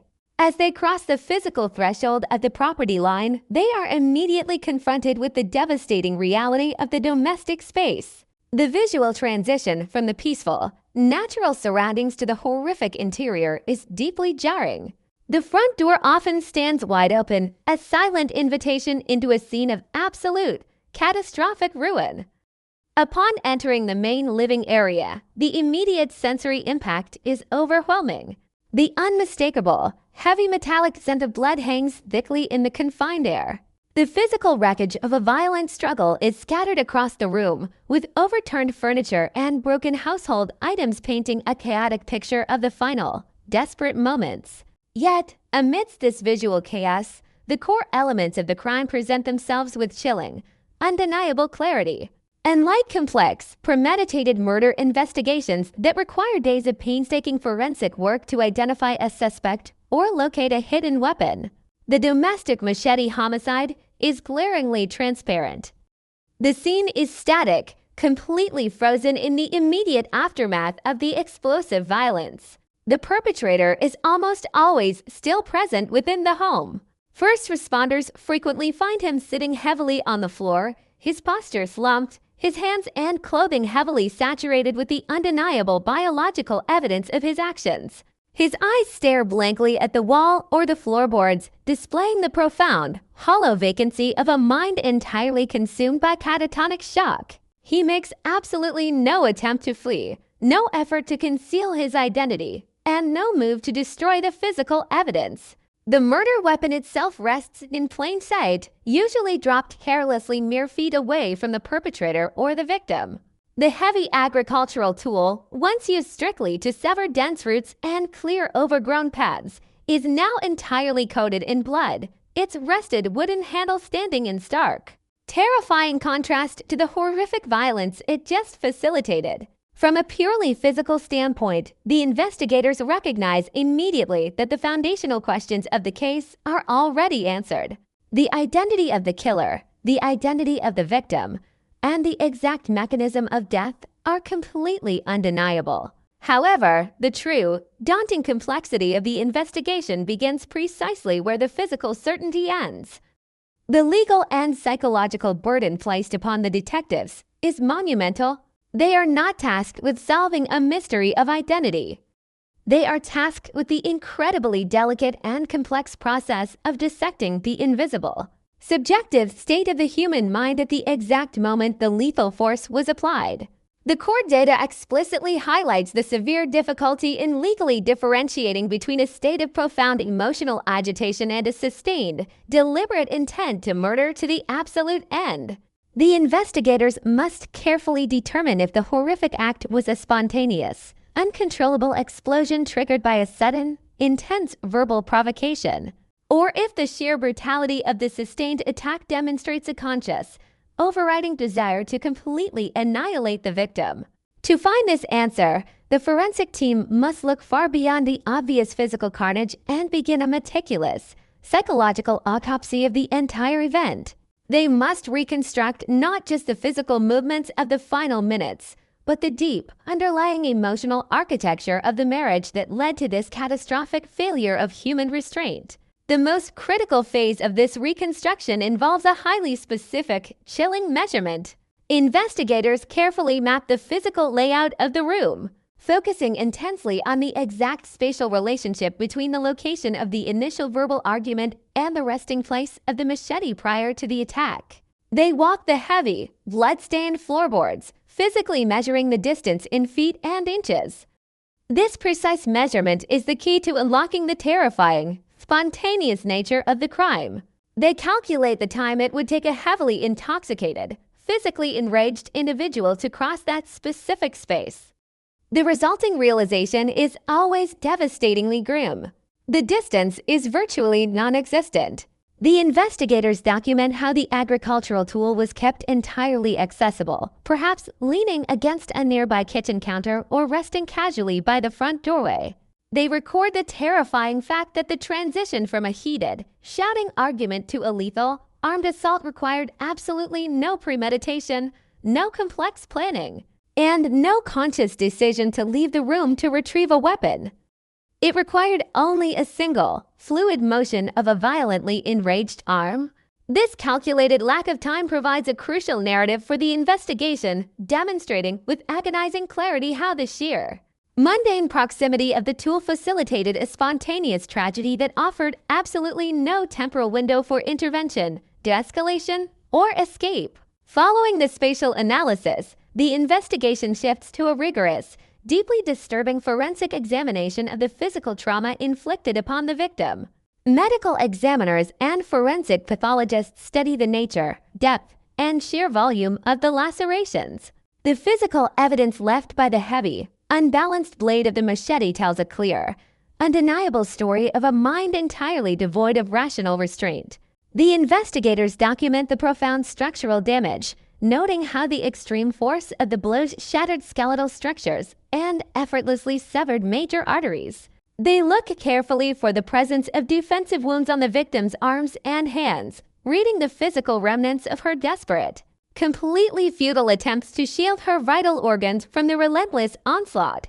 The complete lack of surgical precision, the wildly scattered placement of the deep strikes, and the overwhelming, excessive application of physical force all point toward a state of absolute, blood-drunk frenzy. The sheer, overwhelming brutality recorded in the autopsy reports becomes a central piece of evidence, utilized not merely to prove the cause of death, but to illustrate the complete, terrifying paralysis of the perpetrator's cognitive and moral functions under the heavy, volatile influence of extreme anger and alcohol. As the physical and forensic evidence is meticulously cataloged, the investigators must confront the most profoundly tragic and delicate aspect of the entire process. They must address the collateral damage, the individuals who occupied the extreme periphery of the violence but absorbed the absolute totality of its psychological impact. The data emphasizes the severe, long-lasting trauma inflicted upon the witnesses, particularly the children of the household. Locating these young, fragile survivors within the physical wreckage of their home is a harrowing experience for law enforcement. They are often found huddled together in dark corners, hiding beneath beds, or standing paralyzed in adjacent rooms, their physical bodies trembling uncontrollably, their eyes wide with a profound, unspeakable terror. They have been forced to visually and auditorily process the violent, bloody dismantling of their entire fundamental reality. The heavy responsibility falls upon specialized investigators and child psychologists to carefully extract the crucial timeline of events from minds that have been fundamentally shattered by unimaginable horror. This process requires extreme patience, profound empathy, and specialized techniques designed to minimize further psychological damage. The investigators sit quietly with the children in sterile, unfamiliar rooms far away from the farm, gently encouraging them to communicate through drawings or small, careful gestures. They must navigate through the heavy, suffocating layers of shock and traumatic mutism to piece together the events of the evening. Through these fragile, heartbreaking interactions, the investigators slowly uncover the critical details that the physical evidence alone cannot provide. They learn about the heavy consumption of alcohol earlier in the day, the subtle, terrifying shifts in the perpetrator's demeanor, and the exact, trivial nature of the final verbal dispute that served as the fatal catalyst. The children become the sole, traumatized historians of the invisible buildup of tension, providing the crucial narrative context that connects the years of silent accumulation to the final, deafening explosion of violence. The investigators carefully document the profound, immediate symptoms of post-traumatic stress exhibiting in the children, noting their severe dissociation, their inability to speak, and their physical recoiling from sudden movements. The official case file slowly expands to include not just the horrific details of a lost life, but the agonizing, detailed documentation of the permanent, generational trauma inflicted upon the surviving innocent minds. The culmination of the investigative process is the synthesis of all these disparate elements into a cohesive, undeniable narrative for the prosecution.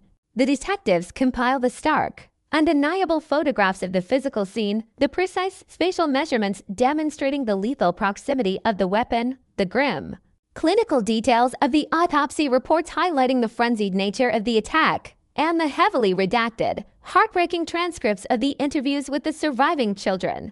They build a comprehensive profile of a deeply isolated, high-pressure rural environment entirely saturated with economic anxiety and rigid, toxic patriarchal control. They carefully trace the dangerous, unpredictable influence of heavy alcohol consumption, demonstrating how it completely stripped away the final layers of human restraint. The resulting document is a heavy, tragic testament to a completely preventable catastrophe. It stands as a detailed, bureaucratic record of how a mundane agricultural tool, a failure of emotional regulation, and a complete lack of community intervention coalesced in a single, fatal moment to permanently destroy a family. The investigation formally concludes its physical phase, moving the profound tragedy from the blood-stained floorboards of the rural home into the cold, structured, and entirely inadequate arena of the judicial system, where the impossible task of assigning adequate legal weight to such absolute emotional devastation will finally begin. The courtroom stands as a stark, sterile monument to order, a cold architectural contrast to the humid, blood-stained chaos of the rural home where the tragedy first unfolded. In this room, the air is not thick with the scent of metallic blood or the fumes of cheap alcohol, but with the dry, artificial scent of old paper, floor wax, and the heavy, invisible weight of the law. The windows are positioned high, allowing only thin, indifferent slivers of daylight to fall across the polished wooden benches. There is no room here for the explosive, unfiltered emotions that dictated the night of the crime. Everything is structured, procedural, and clinical. The perpetrator sits in the defendant's dock, a space that feels far too small for the magnitude of the horror he has wrought. He is no longer the imposing figure of patriarchal authority who once commanded his household with a raised voice and an iron will. Stripped of his familiar environment and the numbing protection of intoxication, he appears diminished, almost hollowed out by the gravity of the proceedings. He sits with his shoulders hunched, his eyes fixed on the floorboards, a man forced to listen to the bureaucratic dismantling of his own life and the life he extinguished. The transition from the rural farm to this judicial theater is complete, and the slow, agonizing process of assigning legal weight to an act of sheer savagery begins. The formal reading of the indictment sets the somber tone for the trial, as the prosecutor begins to lay out the cold, mechanical facts of the case. The language used is purposefully devoid of emotion, reducing the terrifying events of that night into a series of numbered exhibits and forensic observations. The machete, the primary instrument of the household's destruction, is brought into the room, now sealed in a transparent evidence bag. In the harsh fluorescent light of the courtroom, it looks remarkably ordinary, a rusted and worn agricultural tool that one might find in any garden or shed across the country. Yet, as the prosecutor describes its physical specifications, its weight, its forward heavy balance, and the incredible force it is capable of generating, the tool takes on a monster's character. The court listens in a heavy, collective silence as the specific details of the wounds are catalogued. The prosecution emphasizes the sheer number of strikes, arguing that the repetitive nature of the assault proves a sustained, conscious intent to kill. They challenge the idea that this was a momentary lapse in judgment, pointing instead to the absolute devastation of the victim's body as evidence of a calculated desire to ensure a lethal outcome. For the prosecution, the physical evidence speaks for itself. The brutality is so overwhelming that it transcends any possible excuse of emotional agitation. As the defense takes the floor, the narrative shifts from the clinical details of the crime to the complex, murky depths of the perpetrator's psychological state. The defense attorney does not attempt to deny the physical acts committed. Such a strategy would be impossible given the transparency of the evidence. Instead, they focus entirely on the concept of a state of profound emotional agitation, a specific legal threshold that could potentially mitigate the severity of the sentence. They paint a picture of a man pushed beyond the absolute limits of human endurance by a toxic combination of external and internal pressures. They speak at length about the grinding, relentless stress of economic hardship, the constant, gnawing anxiety of failing crops and mounting debts that characterize the family's daily existence. They describe the perpetrator not as a monster, but as a victim of his own environment, a man whose identity was tied to a rigid, patriarchal role he could no longer fulfill. The defense argues that the final verbal conflict was not the cause of the murder, but merely the final, tiny spark that ignited a room already filled with the invisible, combustible gas of years of repressed resentment and failed communication. Central to the defense's argument is the role of alcohol as a devastating chemical solvent. They present expert testimony to explain how the extreme level of intoxication served to completely paralyze the defendant's rational faculties and dismantle his moral inhibitions. They argue that at the exact moment he reached for the machete, he was no longer a conscious agent of his own will. He was, in their words, in a state of blood-drunk frenzy, an altered state of consciousness where the boundary between a perceived slight and a lethal threat completely vanished.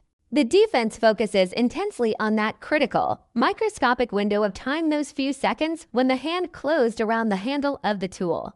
They argue that the sheer proximity of the machete made the tragedy inevitable. Had the weapon been locked away, had there been even 30 seconds of physical distance between the argument and the tool, the rational mind might have regained control. But in that small rural home, there was no time for a second thought. The defense pleads with the court to recognize this as a spontaneous explosion of a broken psyche, rather than the cold, premeditated act of a murderer. The tension in the courtroom reaches its peak when the evidence regarding the witnesses is introduced. While the children themselves are often spared from the trauma of testifying directly in open court, their presence permeates the room through the specialized social worker reports and recorded interviews. The prosecutor reads the descriptions of the children's psychological states with a voice that occasionally falters under the emotional weight of the words. They describe the profound dissociation, the traumatic mutism, and the recurring nightmares of the youngest survivors who were forced to watch the violent annihilation of their domestic sanctuary. This evidence serves a dual purpose for the prosecution. First, it underscores the extreme, uninhibited brutality of the attack, demonstrating that the perpetrator was so consumed by rage that even the presence of his own children could not provide a moment of restraint. Second, it highlights the permanent, generational damage caused by the crime. The prosecution argues that a sentence must reflect not only the loss of one life, but the systematic destruction of the lives of those left behind. The image of the children huddled in the darkness, witnesses to a horror they will never be able to unsee, becomes the most powerful and haunting piece of evidence in the entire trial. The judge, presiding over the proceedings with a face that remains a mask of professional neutrality, is tasked with the impossible burden of weighing these competing narratives. They must navigate the narrow, difficult path between the strict requirements of the law and the messy, tragic reality of human failure. On one side, there is the undeniable, physical fact of a life violently taken with a lethal weapon, an act that the law must punish with absolute clarity to maintain the fabric of social order. On the other side, there is the undeniable, psychological fact of a man fundamentally broken by a culture of patriarchal violence, economic desperation, and substance abuse. The judge listens as the character witnesses are called neighbors and relatives who speak of a quiet, hardworking man who was eventually consumed by a darkness no one noticed until it was too late. These testimonies create a sense of collective guilt within the courtroom, a realization that the community's silence and the cultural normalization of domestic strife played a silent, supporting role in the tragedy. The judge must determine if the perpetrator's actions were the result of a singular, evil intent or the inevitable outcome of a deeply flawed social and emotional ecosystem. The deliberation process is long and heavy, reflecting the complexity of the NTHSNI, a case where the evidence is clear, but the moral and legal judgment is fraught with difficulty. When the court finally reconvenes for the sentencing, the atmosphere is one of exhausted, somber expectation. The judge begins by addressing the gravity of the crime, speaking directly to the extreme brutality of the machete as a weapon and the vulnerability of the victim within her own home. They acknowledge the defense's arguments regarding emotional agitation and the influence of alcohol, but they ultimately reject the idea that these factors can fully absolve an individual of the responsibility for such a sustained and vicious attack. The judge emphasizes that the law exists specifically to provide a framework of restraint when human emotions fail. They point to the sheer number of strikes and the presence of the children as aggravating factors that demonstrate a level of cruelty that cannot be overlooked. The verdict is read with a steady, clinical finality. The defendant is found guilty of murder. The sentence imposed is one of maximum severity, a reflection of the court's need to signal that domestic violence, no matter how spontaneous or rooted in hardship, will be met with the full, unyielding force of the justice system. As the sentence is handed down, there is no dramatic outburst from the defendant. He simply nods a final, passive acceptance of a fate that was likely sealed the moment his hand first touched the wooden handle of the machete. The victim's family, seated in the back of the room, does not react with a sense of triumph or closure. There is only a profound, hollow silence. The trial has succeeded in providing a legal resolution, but it has utterly failed to provide a human one. The prison sentence, while necessary for justice, does nothing to repair the shattered lives of the children or bring back the woman who spent her life laboring in the shadow of an impending storm. The court adjourns, the lawyers pack their files, and the perpetrator is led away in shackles, leaving the sterile room to return to its quiet, indifferent state. The legal chapter of the tragedy is closed, but the real, enduring work of living with the consequences is only just beginning for those who survived. The trial serves as a final, bureaucratic witness to the fact that when the thin, fragile boundaries of domestic peace are breached by the heavy weight of a blade, the law can only pick up the pieces. It can never put the family back together. This judicial conclusion brings into sharp focus the limitations of the legal system when confronted with the deep-rooted, systemic issues that fuel domestic homicide. The trial treated the incident as a singular, isolated criminal act, but the evidence presented throughout the proceedings pointed toward a much larger, more pervasive failure. It highlighted a society where economic stress is allowed to fester in isolation, where patriarchal ideas of dominance go unchallenged, and where the heavy abuse of alcohol is a socially accepted escape from reality. The sentence provides a form of retribution, but it does not address the invisible gas that continues to fill countless other rural homes. As the spectators fall out of the courtroom and back into the world, there is a lingering, uncomfortable sense that while one man has been held accountable, the conditions that created him remain entirely intact. The trial was a meticulously organized post-mortem of a disaster, a clinical examination of a wound that the law could document but never truly heal. It leaves the community with a final, chilling realization that the true measure of justice is not found in the severity of a sentence, but in the preventative work that must happen long before a case ever reaches the cold, polished halls of a courtroom. The final echoes of the courtroom gavel eventually fade, replaced by a silence that is far more profound and much more unsettling.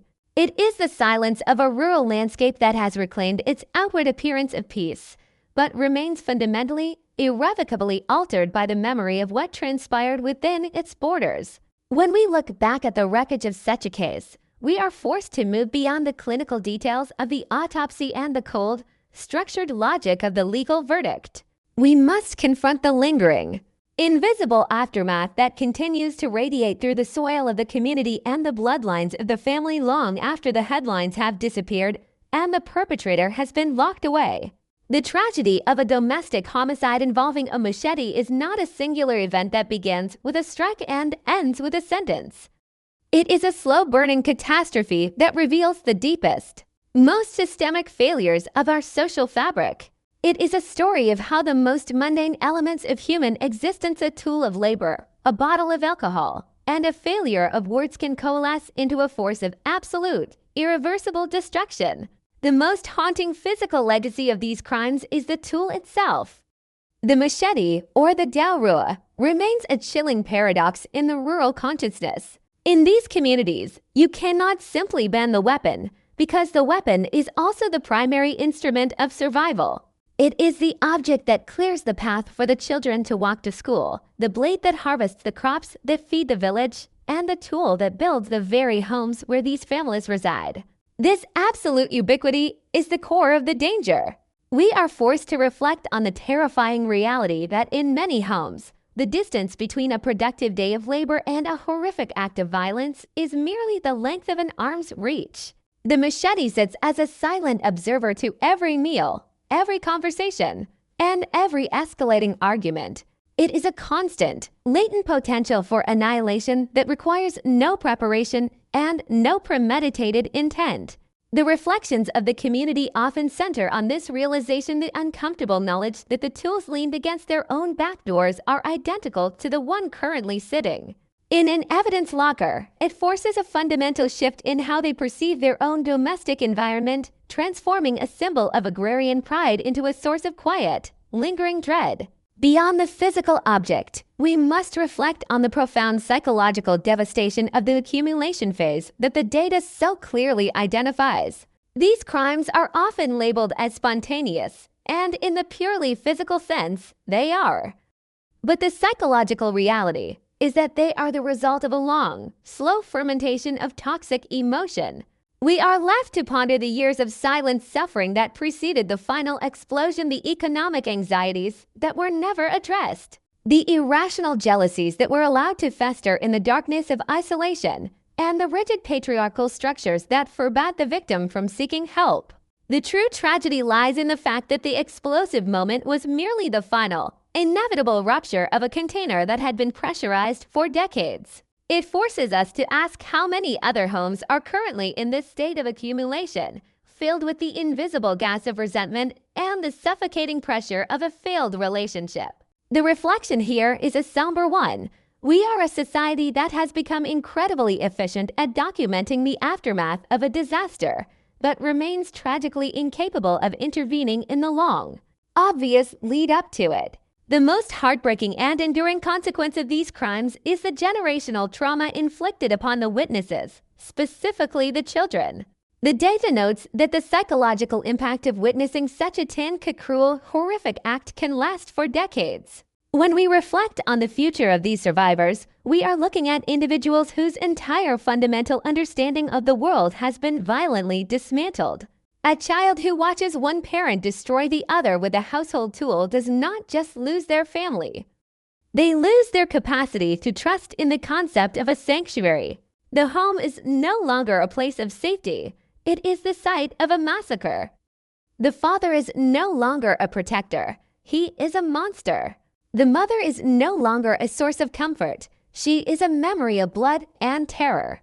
These children carry this horrific sensory data: the sound of the strikes, the scent of the air, the sight of the weapon into their own adulthood.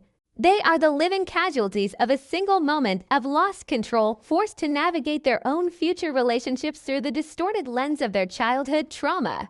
We must reflect on the fact that the violence of a single minute can effectively poison the next 60 years of a human life, creating a cycle of dysfunction that may take generations to break. This brings us to the professional note highlighted in the investigative data: the critical importance of the distance between the conflict and the weapon. This is perhaps the most significant area for reflection for those who seek to prevent these tragedies. In a modern, urban environment, a heated argument might lead to a door being slammed or a person walking away to clear their head.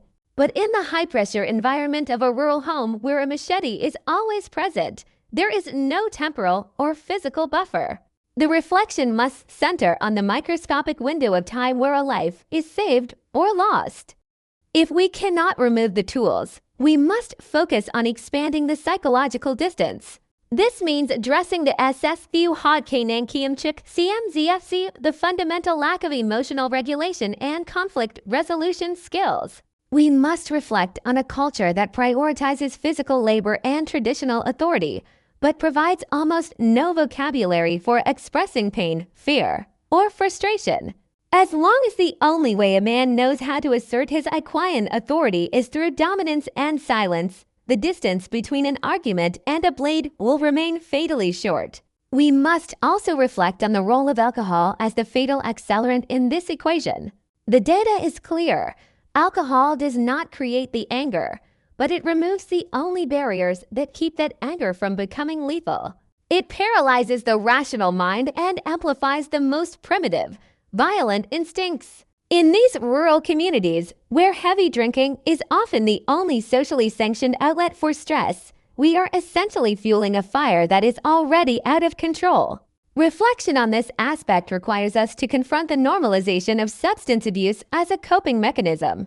We must ask why we continue to tolerate a culture where intoxication is an acceptable excuse for losing one's mind, even when the consequences are so consistently catastrophic. The bottle and the blade are the twin pillars of this specific type of domestic homicide, and as long as they remain unchallenged in the domestic space, the pattern of spontaneous violence will continue to repeat itself with chilling regularity.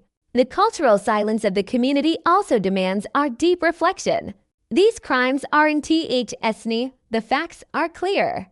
The perpetrator is known, but the reasons why no one intervened earlier are often buried under layers of social tradition and privacy. We must reflect on the complicity of the neighbors who heard the shouting but did not knock, the relatives who saw the bruises but did not speak, and the social structures that view a husband's violence as a private family matter. The isolation of the rural home is not just geographic, it is social and moral. When the community chooses to look away from the accumulation phase, they are essentially granting the perpetrator permission to continue until the final rupture occurs. The reflection here is a call for a fundamental shift in how we perceive our responsibility to our neighbors. We must recognize that domestic violence is never a private matter when the potential outcome is a bloody crime scene and a shattered generation of children. The silence of the community is the environment in which the machete is sharpened. Finally, we are left to reflect on the victim herself, whose life is too often reduced to a series of forensic measurements and a tragic statistic in a police report. We must remember her not just as the recipient of a horrific attack, but as a person who spent years navigating a minefield of emotional and physical threats. Her life was a continuous act of endurance, a desperate attempt to manage an unmanageable environment for the sake of her children and her home. The ultimate tragedy is that her resilience was met not with support or rescue, but with a sudden, overwhelming force that she could not possibly survive. Our reflection should lead us to a sense of profound empathy and a renewed commitment to ensuring that her story is not just a cautionary tale, but a catalyst for change. We must strive to build a society where the clash between a conflict and a weapon is filled with the presence of a supportive community, the skills of peaceful dialogue, and the protection of the law long before the blade is ever raised. As we conclude this investigation into the anatomy of a domestic machete homicide, the image that remains is not the violence of the incident itself, but the stillness that follows. It is the image of a child standing in the doorway of a ruined home, staring at an empty space where a family used to be. It is the image of a community that has lost a member and gained a scar. These cases remind us that the thin line between civilization and savagery is often held together by nothing more than our ability to speak to one another, to regulate our darkest impulses, and to look out for the most vulnerable among us. The machete will always be a part of the rural landscape, a necessary tool for the work of the hands. But our collective goal must be to ensure that it never again becomes the final word in a human heart. We must work to lengthen the distance, to break the silence, and to ensure that the home, no matter how isolated or economically pressured, remains a sanctuary rather than a crime scene. Until then, we are all just witnesses to the heavy, silent accumulation of a storm that we know, with terrifying certainty, is eventually going to break. The passage of time in a rural community has a peculiar way of smoothing over the jagged edges of a tragedy, at least on the surface. To a casual observer driving through the countryside years after the final verdict, the scene of the crime might appear indistinguishable from any other farmhouse. The overgrown weeds have been cut back, the weathered wooden siding might have a fresh coat of paint, and the fields nearby continue to yield their seasonal crops. The heavy, rusted tools of labor, the same types of machetes that once facilitated an unspeakable act, still lean against the walls of neighboring sheds, their presence as unremarkable as the dirt underfoot. But for those who live within the reach of that history, the landscape remains permanently haunted by the memory of the Bolek Jahan Guillaume Trung that occurred there. The tragedy is not just a dated event in a police ledger. It is a permanent part of the local geography, a silent warning etched into the collective memory of the village. We must look one last time at the anatomy of this specific type of violence to understand why it remains so uniquely devastating and why the legal resolution is often only the beginning of a much longer, more painful process of cultural reckoning. The core of the issue, as the investigative data explicitly highlights, is the terrifying nature of the BCC-FAT, or spontaneous act. Unlike many other forms of homicide that involve a clear, observable escalation of physical threats over a short period, the domestic machete killing often erupts from a state of stagnant, chronic tension that has become the background noise of the home. This creates a deceptive sense of stability that lulls the community and even the victims into a false sense of security. Because the violence is not a constant, daily occurrence but a sudden, catastrophic explosion, it is incredibly difficult for outside observers to justify intervention. The neighbors might recognize the GI Hoendia Sennen, the period of accumulation marked by the husband's heavy drinking or the wife's increasing withdrawal, but they lack the specific Ngoy Ench or trigger to take action. This spontaneity is the most dangerous characteristic of the crime, as it turns a domestic disagreement into a lethal event in a matter of seconds, leaving no temporal window for the rational mind to intervene or for the victim to find a path of escape. This brings us back to the most profound observation in the professional notes, the physical and psychological concash or distance between the conflict and the weapon. In an urban setting, a man consumed by a sudden alcohol-fueled rage might have to search for a weapon or leave the room to find one, providing a crucial few seconds for the adrenaline to peak and perhaps for a shred of restraint to return. But in the rural setting described in our data, that distance is non-existent. The machete is always there, an ever-present extension of the domestic environment. It is this lack of distance that transforms a Malthun BCC fat into a VN and Changsat HIVN with such terrifying frequency. When we analyze the tragedy through this lens, we realize that the tool itself, the Dao Rui, is not just an instrument of death, but a facilitator of a specific type of psychological collapse. Its constant presence within the home effectively removes the barrier between a violent thought and a violent act. The reflection for the community and for us as listeners must be on how to create that distance where it does not physically exist. It requires a fundamental shift in how we manage domestic conflict, moving away from a culture of Kyung Han Ikwayan or asserting authority, and toward a culture of early, active communication.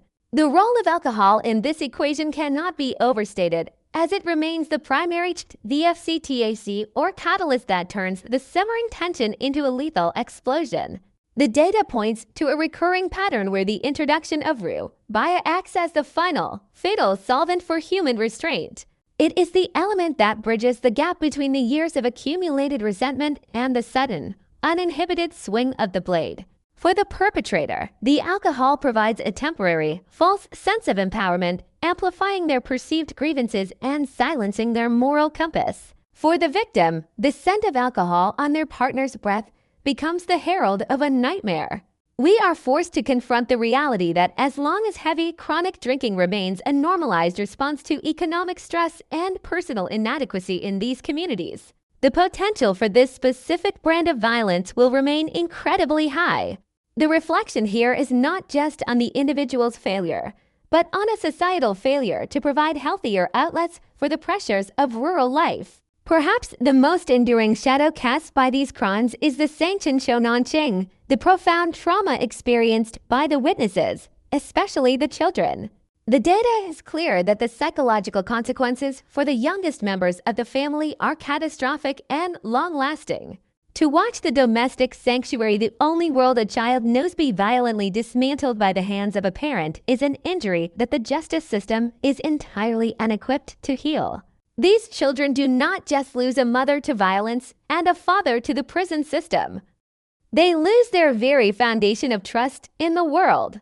They are left to grow up in the wake of a tragedy that they cannot fully understand but will never be able to forget. The HLITAM LSKO Dinethapk mentioned in the report is a reminder that the true cost of a domestic homicide is paid by the survivors in small, agonizing installments for the rest of their lives. The cycle of violence is often fueled by this very trauma. As the children of these households struggle to navigate their own relationships without the blueprints of safety and respect that were destroyed in that single, bloody minute, the investigation and trial phases, while providing a necessary legal conclusion, also highlight the ko-kan-trong via exact hantantit or the difficulty in determining the exact legal nature of the crime. The line between a state of tinthine bajiaoyang and DN extreme emotional agitation and CCY get gihan kung intent to kill to the end is often blurred by the sheer, uninhibited brutality of the machete as a weapon. Because the tool is designed for chopping and clearing, the damage it inflicts is inherently excessive, making it difficult for forensic experts and judges to separate the nature of the weapon from the intent of the wielder. This legal ambiguity is a reflection of the psychological chaos of the incident itself. How do you judge the intent of a man who has completely surrendered his rational mind to the influence of alcohol and rage? The NTHSNI, the case on the files might be clear in terms of who committed the act, but the why remains a complex, murky territory that the law can only partially illuminate. As we reach the end of this narrative, we are left with a profound sense of the Tenkuk, or the especially cruel nature of these crimes. It is a cruelty born from the betrayal of the most fundamental human bond, the bond of a family. The home is supposed to be the one place where an individual is safe from the violence of the outside world, Yet for the victims in these cases, the home is the most dangerous place on earth. The Dao Rua, a tool meant to provide for the family, becomes the instrument of its destruction. This irony is the heart of the tragedy. It serves as a stark reminder that the most dangerous threats to our safety are often not the ones lurking in the shadows of an alleyway, but the ones sitting across from us at the dinner table. Fueled by years of silence and a failure to address the simmering tensions of daily life, the final reflection for the community and for the listener must be one of hypervigilance. The Kunkesh we must worry about is not just the physical distance to a weapon, but the emotional distance that grows between partners when communication fails. The data encourages us to look for the GI Hoen DSN for the Ngoi Ench is ever lit. It asks us to recognize that domestic violence is not just a series of physical acts, but a systemic failure of empathy, respect, and emotional regulation. By the time the machete is raised, it is already too late. The real crime began years earlier in the silence, the economic pressure, and the unchecked Tamjatrong patriarchal ideology that prioritized dominance over dialogue. The legal system can remove the perpetrator and the forensic team can document the scene. But only a fundamental cultural shift can prevent the next tragedy from taking root in the fertile soil of a rural home. The story of the domestic machete homicide is a dark chapter in the history of any community, but it is a chapter that must be read and understood if we are to prevent it from being rewritten. It is a call to action for neighbors to speak up when they hear the shouting, for families to provide support before the economic pressure becomes unbearable, and for individuals to seek help before their anger becomes a lethal force. We must honor the memory of the victims not just with our sympathy, but with our commitment to breaking the cycle of silence and violence. The rural landscape will continue to be a place of hard labor and heavy tools, but it must also become a place where those tools stay in the fields and the home remains a sanctuary. As the sun sets over the quiet farmhouses of the countryside, we are left to hope that the lessons learned from these Vian and Bolak Jahan Giam Trung will finally create the distance needed to keep the blades at rest and the families whole. The case is closed, the files are stored away, and the echoes of the trial have faded, but the responsibility to prevent the next fatal spark remains with all of us. The morning mist clings to the rice paddies like a damp, heavy shroud, obscuring the horizon and muffling the sounds of a world waking up to the same routines that have existed for centuries. In the rural heartlands, where the soil is the only true currency, the passage of time is often measured not by clocks, but by the slow, rhythmic cycle of growth and decay. In these quiet spaces, the memory of a catastrophic domestic event does not simply evaporate. It settles into the earth, becoming a permanent, invisible layer of the landscape. When we look at the finality of a life taken with a machete tool of the earth turned into an instrument of annihilation, we are looking at the ultimate failure of the domestic sanctuary.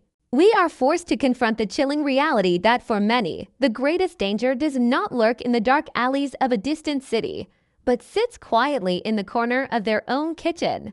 Leaning against a wooden doorframe, waiting for the precisely wrong combination of heat, pressure, and chemical imbalance to trigger a rupture that can never be mended. The machete itself, the Dao Rua, remains the most haunting element of this narrative. It is an honest tool designed for the honest labor of clearing thick brush, harvesting heavy crops, and carving out a living from a demanding environment. It is forward heavy, balanced for the downward swing, and built to withstand the resistance of dense organic matter. This inherent physicality is what makes its transition into a weapon so devastatingly efficient and so terrifyingly final. In the hands of a farmer, it is a symbol of utility and provision. In the hands of a person consumed by a blood-drunk frenzy, it becomes a mechanical extension of pure, unfiltered rage. We must reflect on the profound tragedy of this transformation. The very object that is meant to sustain the family, to build their home and clear their path, becomes the very object that dismantles the family unit in a matter of seconds. This paradox is the core of the rural domestic homicide. It is a crime that requires no planning, no acquisition of a restricted firearm, and no calculated strategy. It requires only the proximity of a mundane object and the catastrophic failure of human restraint. This failure of restraint is never an isolated incident, though the law often treats it as such. It is the final, explosive result of the accumulation phase, a long, agonizing period where the walls of the home become a pressure cooker for unresolved conflict. We must look deeply into the architecture of this accumulation. It is built from the grinding, relentless stress of economic hardship, where a single failed harvest or an unexpected medical bill can push a household to the brink of despair. It is reinforced by a rigid patriarchal culture that equates masculinity with absolute dominance and views emotional vulnerability as a fatal weakness. In this environment, the home is not a place of dialogue. It is a place of enforced silence. The data shows us that these crimes often occur in households where the vocabulary for conflict resolution is non-existent. When words fail, the body takes over. When the tongue is silenced by generations of cultural expectation, the hand reaches for the only language it knows, the language of physical force. The introduction of alcohol into this high-pressure environment acts as the final, fatal solvent. It is the chemical accelerant that dissolves the last remaining membranes of moral and cognitive inhibition. Under the heavy, numbing fog of intoxication, the perpetrator's perception of reality is violently warped. A minor disagreement, a dismissive look, or a quiet word of defiance is no longer a domestic friction. It is perceived as an existential assault on the perpetrator's authority. The alcohol paralyzes the rational mind, leaving only the primitive, aggressive instincts of the reptilian brain in control. This is the state of being blood drunk, where the individual is no longer a husband or a father, but a vessel for a destructive force that they themselves can neither comprehend nor contain. The sheer brutality of a machete attack, the multiple strikes, the excessive force, the traumatic amputations is the physical evidence of this psychological collapse. It is the signature of a mind that has completely detached from the consequences of its actions. We must also reckon with the devastating concept of the microscopic window of time. In the forensic analysis of these crimes, the most critical metric is the physical distance between the argument and the weapon. In a rural home, this distance is often zero. The tool is always within reach.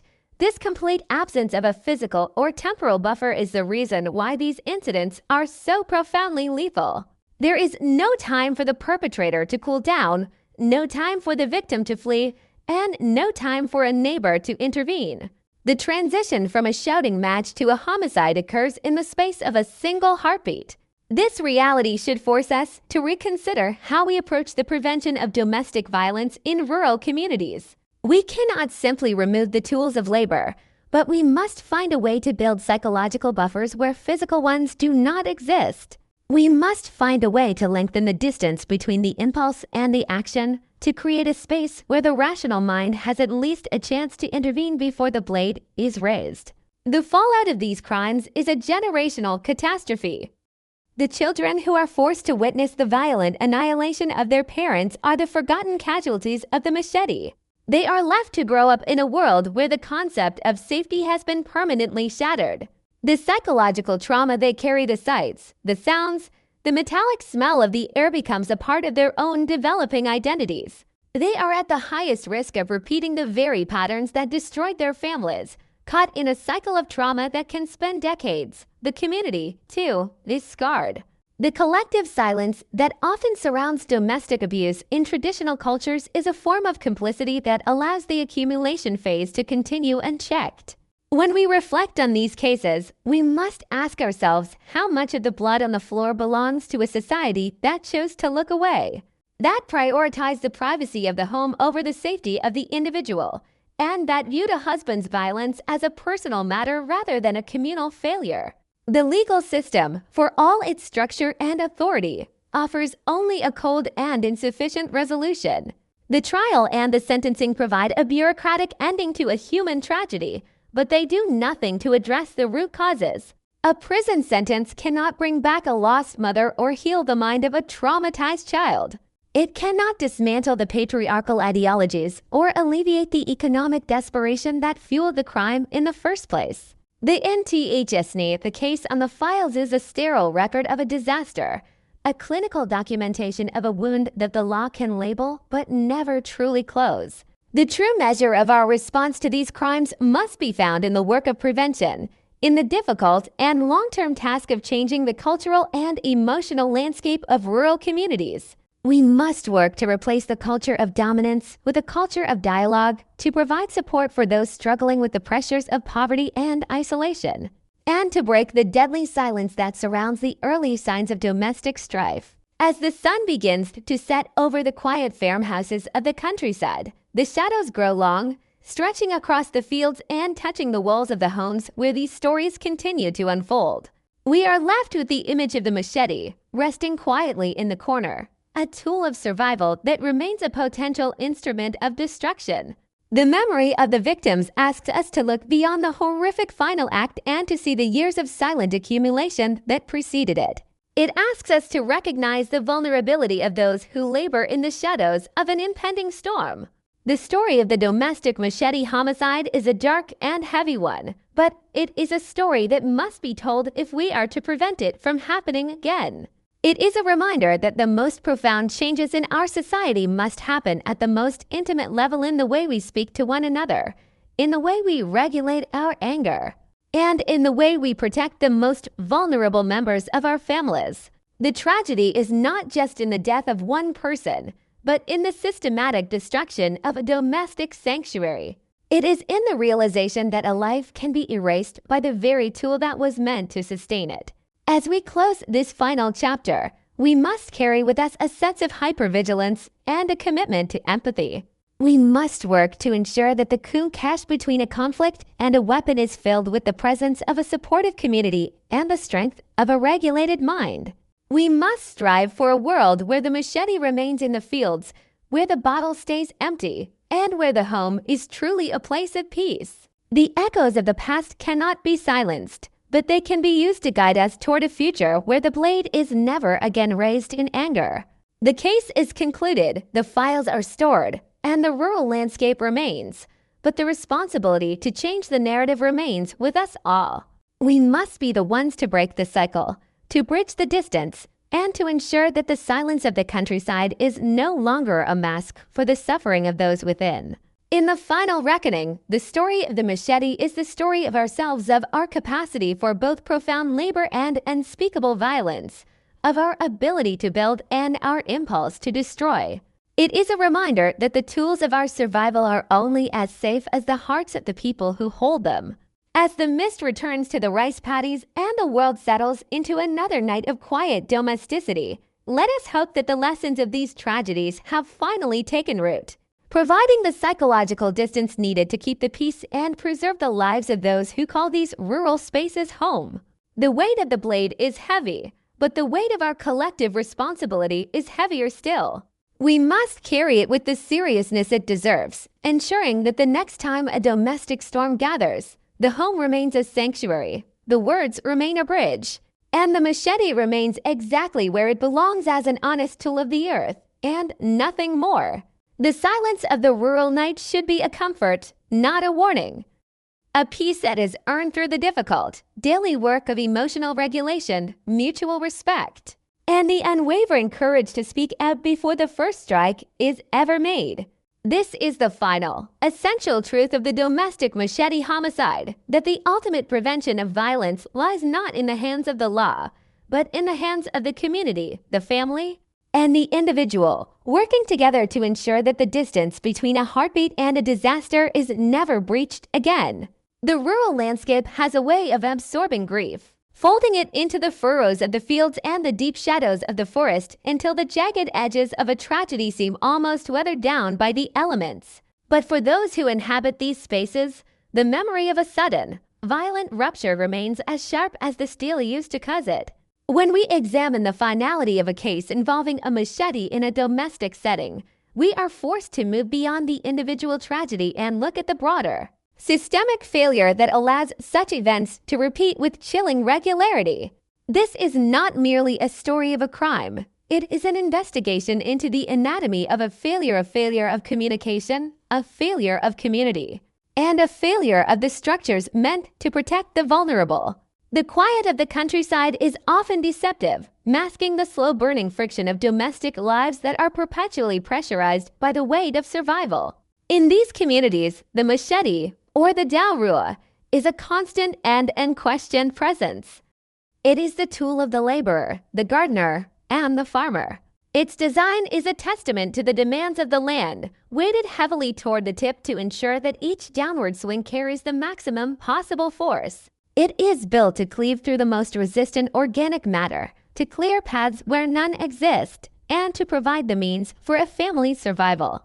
Yet, this very utility is what makes it such a terrifying facilitator of domestic destruction. The core data emphasizes the tin SNAN co or the availability of the tool as a primary risk factor. Because the machete is an essential instrument for daily life, it is never hidden away. It is kept exactly where it is needed, leaning against a doorframe, resting on a porch, or lying on a kitchen table. This means that when a conflict reaches its breaking point, the transition from a verbal dispute to a lethal assault is a matter of physical proximity rather than premeditated intent. The distance between a manageable argument and a catastrophic homicide is measured in inches and seconds. The investigation of these crimes, as noted in the forensic data, is often straightforward in terms of identity. The perpetrator and the victim are known, the weapon is present, and the physical evidence is overwhelming. But the true complexity lies in the psychological autopsy of the event. To understand the Mauthan BCC fat or the spontaneous conflict, we must understand the Gioi Hoendiasennen, the period of accumulation. These are not crimes that happen in a vacuum.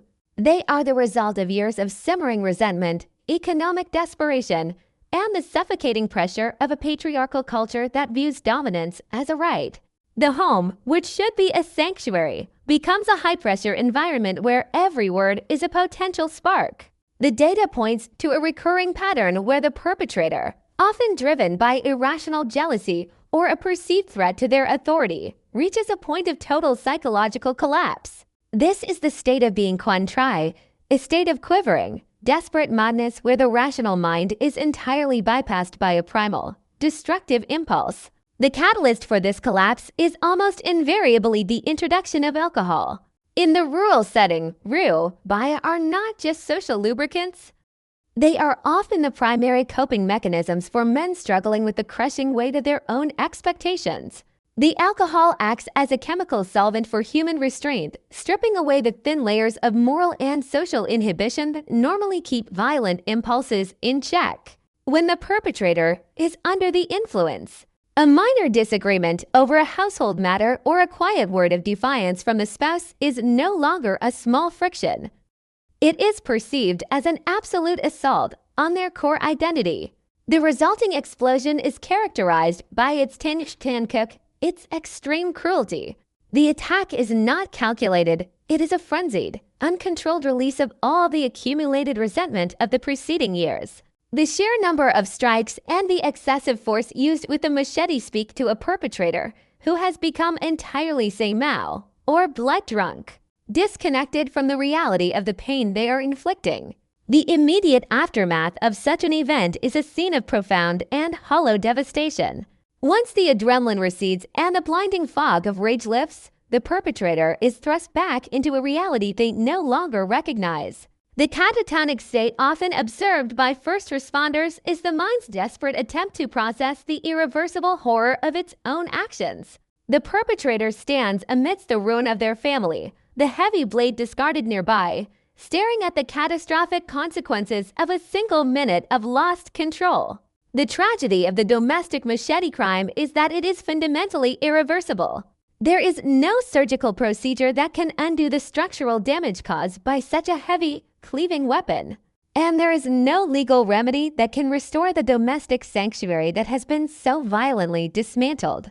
The low survival rate mentioned in the data is the clinical reality of a weapon that was designed to chop, not to wound. For the children who are forced to witness these events, the trauma is a permanent and life-altering inheritance. The Sengchen Shonanqing is not a temporary shock. It is a fundamental rewiring of their understanding of the world. A child who watches their domestic world be destroyed by a household tool is left to navigate a future that is permanently shadowed by the sights, sounds, and smells of that night. The age-lifetime LS Kyodai means that the violence of the parent becomes the cross that the child must carry for decades. It is a cycle of generational trauma that is incredibly difficult to break, especially in communities where the resources for psychological support are as scarce as the opportunities for economic advancement.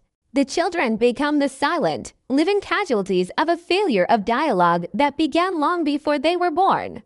The judicial process, for all its gravity and order, struggles to assign a meaningful label to these events. The legal battle between Tin Thine Bajiaoyang MDN and CC Wygip Gihan Kung is a struggle to define the exact point where a person ceases to be a husband and becomes a killer.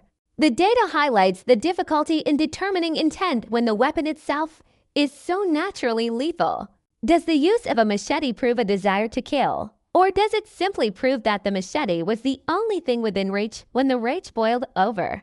This question haunts the courtrooms and the case files, reflecting the murky, chaotic reality of the human psyche under pressure. The NTHSNI provides a resolution for the state, but it offers no closure for the community or the survivors. A prison sentence cannot repair the social fabric that has been torn apart by the realization that such absolute darkness can reside so comfortably within the domestic sphere. The reflection for the community must center on the Kulkesh mentioned in the professional notes the distance between the conflict and the weapon. This distance is both physical and psychological. Physically, it is the space between the argument and the tool. Psychologically, it is the space between an emotion and an action. The tragedy occurs when both of these distances disappear simultaneously. To prevent these crimes, we must work to create those buffers. This means challenging the Vinhoabo luck and the patriarchal ideologies that justify dominance. It means providing the Kanang Kiamchik CMZFC to individuals who have never been taught how to speak their frustrations. It means addressing the systemic poverty and isolation that turn a rural home into a pressure cooker. We must move toward a society where the machete stays in the field and the dialogue stays in the home.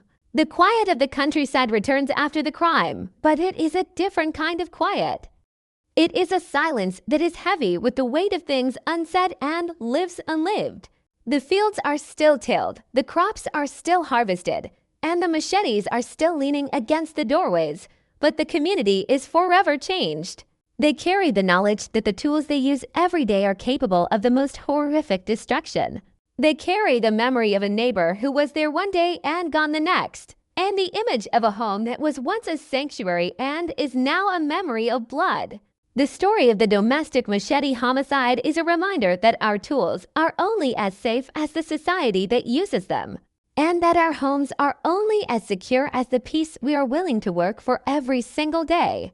As we conclude this investigation, we must hold onto the image of the microscopic window of time. It is in those few seconds, that tiny sliver of space, where a life is saved or a life is lost. The prevention of these crimes is the work of expanding that window, of creating the space for a second thought, a deep breath, or a quiet word of intervention. It is the work of ensuring that no one is left to struggle in the isolation of an accumulation phase without a hand to reach out to. The memory of the victims calls us to look at the Dao rule with new eyes, not just as a tool of labor, but as a reminder of the fragility of our domestic peace. We must commit to the difficult, ongoing work of building a culture where the only things cleaved by a blade are the weeds in the garden and the brush on the path, and where the human heart remains whole and protected within the walls of its own home. The final word on these cases is not found in the legal verdict or the forensic report, but in the enduring resilience of those who remain. The survivors, the children, and the community are left to rebuild a world that has been shattered, to find a way to live with the echoes of a violent past while working toward a more peaceful future.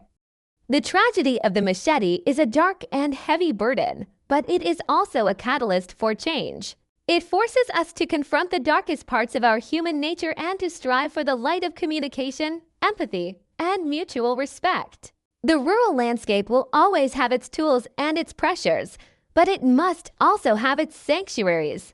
As the mist lifts from the fields and the sun begins to rise, let us hope that the lessons of these tragedies have finally taken hold, providing the distance and the dialogue needed to keep the peace and preserve the lives of those who call these quiet spaces home.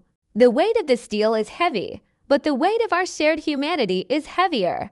And it is in that humanity that we find the strength to break the cycle of violence and ensure that the machete remains exactly what it was meant to be, an honest tool of the earth, and nothing more. The story ends here, but the work of prevention and the healing of the survivors continues in every quiet conversation and every act of kindness that bridges the distance between us. In the end, the only thing that can truly dull the edge of the blade is the strength of the voice that speaks for peace before the first strike is ever made. This is the final, essential truth of the domestic machete homicide, that the ultimate safeguard of the home is not a lock on the door, but the capacity for love and the courage to speak through the silence. The final chapter of any true crime narrative is rarely found in the echoing slam of a prison cell door or the cold, bureaucratic filing of a court transcript. In the cases we have examined Vian and Bolak Jahan Guillaume Trung, the true conclusion resides in the heavy, lingering silence that settles over a rural home once the sirens have faded and the yellow tape has been cleared away. These stories, defined by the sudden and catastrophic use of a machete, or the Dao Rua, offer a terrifyingly clear window into the fragility of the domestic sanctuary. We are left to grapple with a reality where the most mundane of agricultural tools can, in a heartbeat, become the instrument of a family's total annihilation. The tragedy is not merely in the loss of life, though that is profound and irreversible. The tragedy lies in the systemic failures, the cultural pressures, and the microscopic lapses in human restraint that allow a tool of labor to be repurposed for slaughter. As we close this investigation, we must synthesize the data, the forensic evidence, and the psychological profiles to understand the true nature of this darkness and, perhaps, find a way to lengthen the distance between a heated word and a fatal strike. The machete remains the central, haunting symbol of these crimes. In rural agricultural communities, the Dao Rua is not an object of malice, it is an object of necessity. It is the tool used to clear the thick brush that encroaches on the garden, to chop the firewood that warms the home, and to harvest the crops that provide the family's livelihood. Its constant and unquestioned presence in SNANCO is the primary reason why these domestic conflicts escalate so rapidly into lethal violence. When a machete is kept within arm's reach, leaning against a wooden doorframe or resting on a kitchen table, it eliminates the temporal buffer that might otherwise allow a perpetrator to regain control of their senses. In these homes, there is no need to travel to a distant room or retrieve a hidden weapon. The instrument of death is already integrated into the daily landscape of the family. This accessibility is the fatal flaw in the architecture of the rural home. It ensures that when a conflict reaches its breaking point, the transition to violence is instantaneous and total. The physical design of the machete further complicates the nature of the crime and the severity of its consequences. Because of its significant weight and its forward heavy balance, the machete possesses a CCC Satang CCCL and a massive capacity for destruction. It is a weapon designed by its very nature to cleave, to chop, and to sever. When swung with the uninhibited force of a person in a state of absolute rage, the resulting injuries are rarely superficial. The forensic data consistently points to profound, deep tissue lacerations, the traumatic severing of limbs, and fatal damage to skeletal structures. This explains the grim statistical reality that the survival rate for victims of these attacks is devastatingly low. The machete does not offer a margin for error or a chance for medical intervention. It is a weapon of finality, ensuring that once the first blow is struck, the outcome is almost certainly a fatality. This inherent lethality transforms a spontaneous domestic dispute into a massacre in a matter of seconds. The modus operandi of these crimes follows a chillingly predictable psychological trajectory, beginning with the Jiaihoan DSN in the accumulation phase. Behind the closed doors of the rural home, marathon or conflict is rarely a single, isolated event. Instead, it is a chronic, simmering pressure born from the grinding realities of economic hardship, the corrosive whispers of jealousy, and the relentless stress of daily survival. This pressure builds slowly, often over years, creating a psychological environment that is highly pressurized and inherently volatile. In this stage, the family unit becomes a closed system where resentments are never voiced and frustrations have no outlet. The perpetrator and the victim exist in a state of constant, unspoken friction, waiting for a catalyst that neither of them may realize is coming. The accumulation phase is the silent foundation upon which the eventual tragedy is built, a period of gathering darkness that goes unnoticed by the surrounding community until it is far too late to intervene. The transition from accumulation to action requires a ingoyanchbcc fata spontaneous trigger. As our investigation has shown, this trigger is often heartbreakingly trivial. It might be a single challenging sentence, a dismissive gesture, or a brief physical shove during a heated argument. In a healthy relationship, such moments are resolved through dialogue, but in the high-pressure environment of a failing marriage, they act as the final spark in a room filled with invisible gas. This trigger is almost always amplified by the introduction of a chemical accelerant, alcohol. The presence of Rue and Baya is a recurring factor in these homicides, acting to paralyze the rational, cognitive centers of the brain while artificially heightening the perpetrator's sense of perceived threat. Under the influence of alcohol, the perpetrator enters a state of contraire-se-mal blood-drunk frenzy where they are no longer in control of their actions. In this state, the minor trigger is misinterpreted as an existential assault, demanding an immediate and overwhelming violent response. The physical act of violence itself is a chaotic and terrifying eruption of Henyong MTT Kim Sot, uncontrolled action. Driven by a primal, unthinking fury, the perpetrator attacks with a relentless momentum that ignores the victim's pleas and the presence of witnesses. The machete is swung with a force that is entirely disproportionate to the original conflict, reflecting the release of years of repressed anger. Once the energy of the attack is spent, the perpetrator often falls into a state of profound shock and bang home. They may stand frozen over the victim, unable to comprehend the permanence of their actions, or they may immediately attempt suicide or surrender to the authorities. This immediate shift from explosive rage to catatonic remorse is a hallmark of the spontaneous domestic homicide. It illustrates a mind that has been temporarily hijacked by its own worst impulses, only to wake up in a reality that has been irrevocably destroyed. The root causes of these tragedies are deeply embedded in the social and cultural fabric of the community.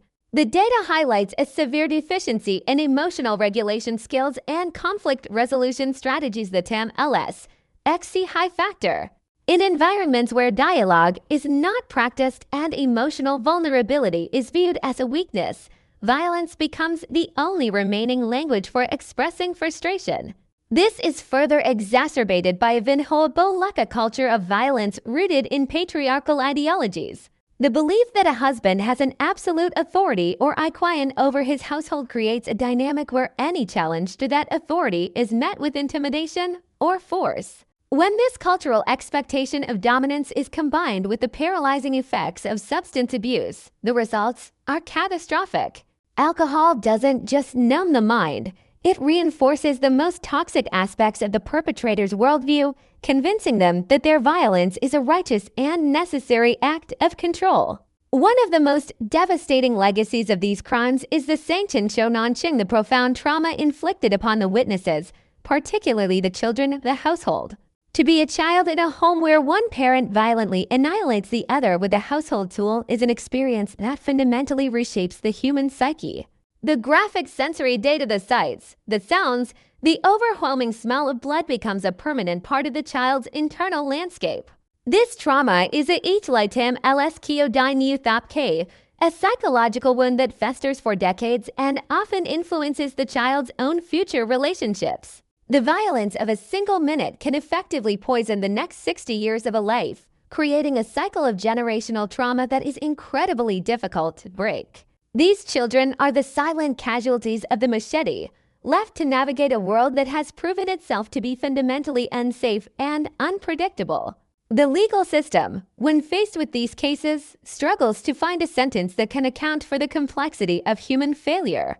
The NTHSC may be clear in terms of evidence, but the determination of intent remains a significant challenge. Prosecutors and judges must decide whether the horrific act was a case of tin thain bajagyang MDN, extreme emotional agitation, or a calculated CCY gip gihan kang, an intent to kill to the end.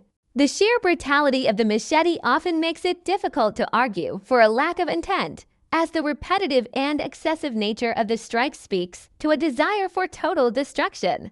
Yet, the spontaneous nature of the conflict and the influence of alcohol provide a murky legal context. The trial becomes a clinical autopsy of a family's demise, a process that can offer a sense of justice for the state, but provides very little true closure for the community or the survivors. Ultimately, the key to understanding and preventing these tragedies lies in the professional note provided in our data, the critical importance of the distance between the conflict and the weapon. The kung kash ti LSE mathan hen LSE shimte valhan ki is the decisive factor in whether a domestic argument remains a verbal dispute or becomes a lethal homicide. In rural areas where the machete is always present, this distance is virtually non-existent. Therefore, the work of prevention must focus on building psychological and social buffers where physical ones are absent. This means dismantling the culture of silence that surrounds domestic strife, challenging the patriarchal ideologies that justify violence, and providing individuals with the tools they need to regulate their emotions and resolve conflicts through dialogue.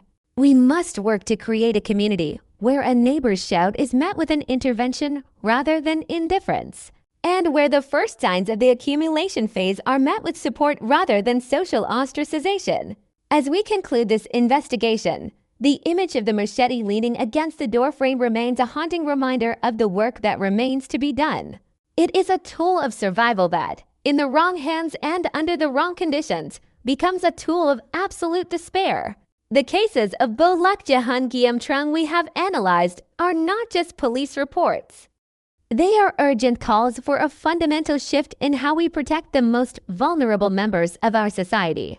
We must honor the memory of the victims by refusing to look away from the conditions that led to their deaths. We must strive to build a world where the home is truly a sanctuary, where the language of the household is one of respect rather than force, and where the distance between a moment of anger and the handle of a blade is long enough for the human heart to find its way back to peace. The sirens have stopped and the courtrooms have emptied, but the responsibility to prevent the next tragedy remains with us all. Etched into the silence of the countryside and the resilience of those who survived to tell the story. The finality of a court verdict often creates a deceptive sense of closure, a bureaucratic seal placed upon a human catastrophe that suggests the story has reached its natural end.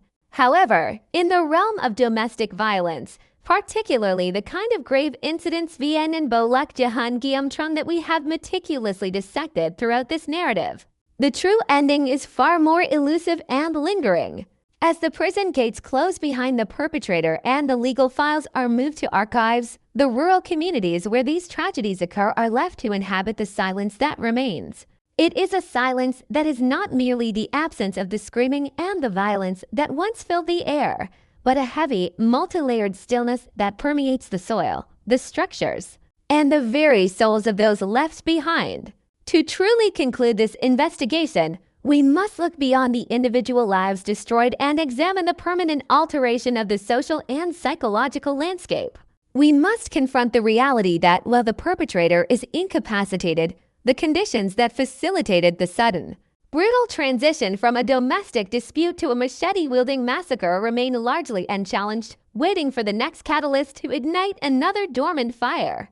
The most profound legacy of these crimes is the lingering presence of the tool itself. The machete, the Dao Rua, continues to sit in the periphery of rural life, its identity forever bifurcated by the history of its misuse. To the outside observer, it remains a simple agricultural implement, a symbol of the hard work and resilience required to survive in a rural landscape. But to the community that has witnessed its lethal transformation, the machete has become a psychological monument to human volatility. It is impossible for a neighbor to look at their own tool leaning against a post without a fleeting, chilling memory of the bloodstained scene just down the road. This creates a subtle but persistent atmospheric shift in these communities. The familiarity of the tool now carries an inherent, unspoken threat. The realization that the instrument of one's livelihood can, in a moment of mouth-on BCC fat or spontaneous conflict, become the instrument of one's absolute destruction, changes the way people interact with their own domestic spaces. The home is no longer perceived as an impenetrable fortress of safety. It is recognized as a place where the proximity to lethal force is a constant and unavoidable reality. The psychological distance that we have discussed the concash between the initial spark of anger and the physical act of reaching for the blade remains the most critical and tragic metric of these cases. As we reflect on the totality of the incidents, we are forced to recognize that in many of these rural households, the architecture of the home is fundamentally at odds with the requirement for emotional regulation. When a tool like the machete is kept within arm's reach for daily survival, the temporal window for the rational mind to intervene in a moment of rage is effectively non-existent. This lack of distance is not just physical. It is a manifestation of a life lived on the edge of survival, where the boundaries between labor, domestic life, and potential violence are blurred into a single, high-pressure existence. The professional note in the data emphasizing this distance is not merely a forensic observation. It is a profound sociological critique. It suggests that until we can create psychological distance where physical distance is impossible, the pattern of spontaneous domestic homicide will remain an inescapable feature of these environments. This brings us to the enduring role of Trong, the deeply ingrained patriarchal ideologies that provide the structural support for the accumulation of domestic tension. While a court can punish an act of violence, it cannot easily dismantle the centuries-old belief systems that equate masculinity with absolute equine or authority. In the aftermath of the trial, the community is left to grapple with the uncomfortable truth that the perpetrator's rage was not an anomaly, but an extreme and distorted extension of a widely accepted social order. The belief that a husband has a right to dominate his household and that his spouse's defiance is an existential threat to his honor remains a simmering current in the background of many lives. This cultural framework provides a built-in justification for the Giai Hoan DSNN, allowing resentment to build in silence because there are no socially sanctioned channels for negotiation or emotional vulnerability. The tragedy of the machete is the ultimate, violent expression of a system that prioritizes control over communication, and until that system is fundamentally questioned, the invisible gas of resentment will continue to fill the rooms of quiet rural homes. The role of alcohol, baya, as the fatal accelerant in these cases also demands a final, sober reflection. In the quiet aftermath, the community often views the perpetrator's intoxication as a tragic accident or a temporary lapse in judgment. But the data reveals a far more systemic issue: the normalization of heavy drinking as the primary coping mechanism for the stresses of rural life. Alcohol does not create the violence, but it acts as the chemical key that unlocks the most primitive and destructive parts of the human psyche. It is the solvent that dissolves the Kanankiamchik CMZFC, leaving the perpetrator in a state of semel or blood-drunk frenzy where they are incapable of perceiving the humanity of their victim. The reflection for the community is a difficult one. As long as substance abuse is the accepted outlet for economic anxiety and personal failure, the danger of the Ngoyanch BCC fat will remain a constant, looming threat. The bottle and the blade remain inextricably linked in the anatomy of the rural domestic homicide. The children, the non-Qing or witnesses who survive the unthinkable, are perhaps the most significant part of the ongoing story. As they grow older, they carry the sanction of their childhood within them like a hidden, dormant wound. We must reflect on the immense psychological labor required for a child to navigate a world that was once violently dismantled before their eyes. The HLITAM LS Kyodai Thap K means that the tragedy of that one night is never truly over. It is replayed in their dreams, echoed in their anxieties, and potentially mirrored in their own future relationships. These children are the living proof that the impact of domestic violence is never contained within the moment of the strike. It is a generational inheritance of trauma that requires decades of support and healing to overcome. The community's responsibility to these survivors does not end with the trial. It begins with the long-term work of providing a new foundation of safety and trust that was so brutally stolen from them. In the final assessment, the tinge of these crimes serves as a stark, unforgiving mirror to the vulnerabilities of our social structures. We are forced to admit that the NTHSNI case on the files is a record of collective failure. It is the failure to notice the accumulation of tension, the failure to intervene in the cycle of alcohol and dominance, and the failure to recognize that the tools of our labor can so easily become the instruments of our destruction. The forensic transparency of the crime, the fact that the perpetrator is often found sitting amidst the ruin of their own life, is a testament to the sheer and thinking spontaneity of the act. It is not a crime of calculation, but a crime of collapse. It is the sound of a human mind breaking under a pressure that it was never equipped to handle, in an environment that offered no escape. As we conclude this investigation, the image that lingers is not the violence itself, but the stillness that returns to the rural landscape in the years that follow. It is the image of a farmhouse that has been reclaimed by a new family, or perhaps left to the elements, its walls still holding the memory of a storm that broke within them. It is the image of the machete, leaning once again against a post, its edge dulled by time and use, a mundane tool that once held the power of a life-shattering tragedy. This stillness is not peace, it is a fragile, watchful state of existence. It is the knowledge that the conditions for such a tragedy are still present, woven into the fabric of the culture and the geography of the land. The true work of prevention, therefore, lies in the difficult and unglamorous task of building the buffers that were missing. It is in the teaching of emotional regulation to young men, the challenging of patriarchal dominance in community gatherings, and the providing of economic and psychological support to families struggling in isolation. It is the work of ensuring that no one is left to ferment their resentments in the dark, and that the bottle is not the only solace for a troubled mind. We must strive to create a culture where the kumkash is not just a physical measurement, but a psychological fortress, a space of dialogue and restraint that can withstand even the most intense spark of anger. The story of the domestic machete homicide is a dark and heavy one, a narrative of absolute ruin and profound human failure. But in the meticulous examination of its anatomy, we find the keys to a different future.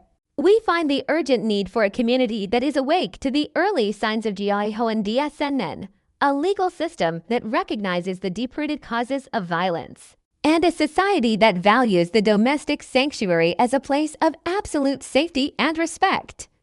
The memory of the victims demands nothing less. Their lives were lost in a microscopic window of time, a sliver of space where the blade met the flesh and the world was forever altered. Our responsibility is to ensure that that window is closed, that the distance is lengthened, and that the machete remains exactly what it was meant to be, an honest tool for an honest day's work, used to build a life rather than to end one. As the sun sets over the rice paddies and the shadows of the forest deepen, the rural night settles into its familiar, quiet rhythm. The houses are lit, the families are gathered, and the tools of the field are put away for the night. It is a scene of deceptive tranquility, a beauty that masks a lingering vulnerability. We leave this story with a sense of hypervigilance, a commitment to empathy, and a profound understanding of the thin line that separates our domestic peace from absolute savagery. The case is closed, the podcast is over, but the work of protecting the sanctuary continues in every word of kindness, every act of restraint, and every courageous step taken toward a culture of dialogue. The silence of the countryside should be a sanctuary, not a shroud. And the tools of our hands should always be guided by the peace of our hearts. The true end of the story is not in the verdict, but in the future. We choose to build a future where the machete stays in the field and the home remains a place of light, love, and life. This is the final, essential truth of the domestic machete homicide, that the only way to truly disarm the perpetrator is to heal the environment that created him, ensuring that the distance between a heartbeat and a disaster is never, ever breached again. The investigation concludes, but the vigil for a safer world never ends.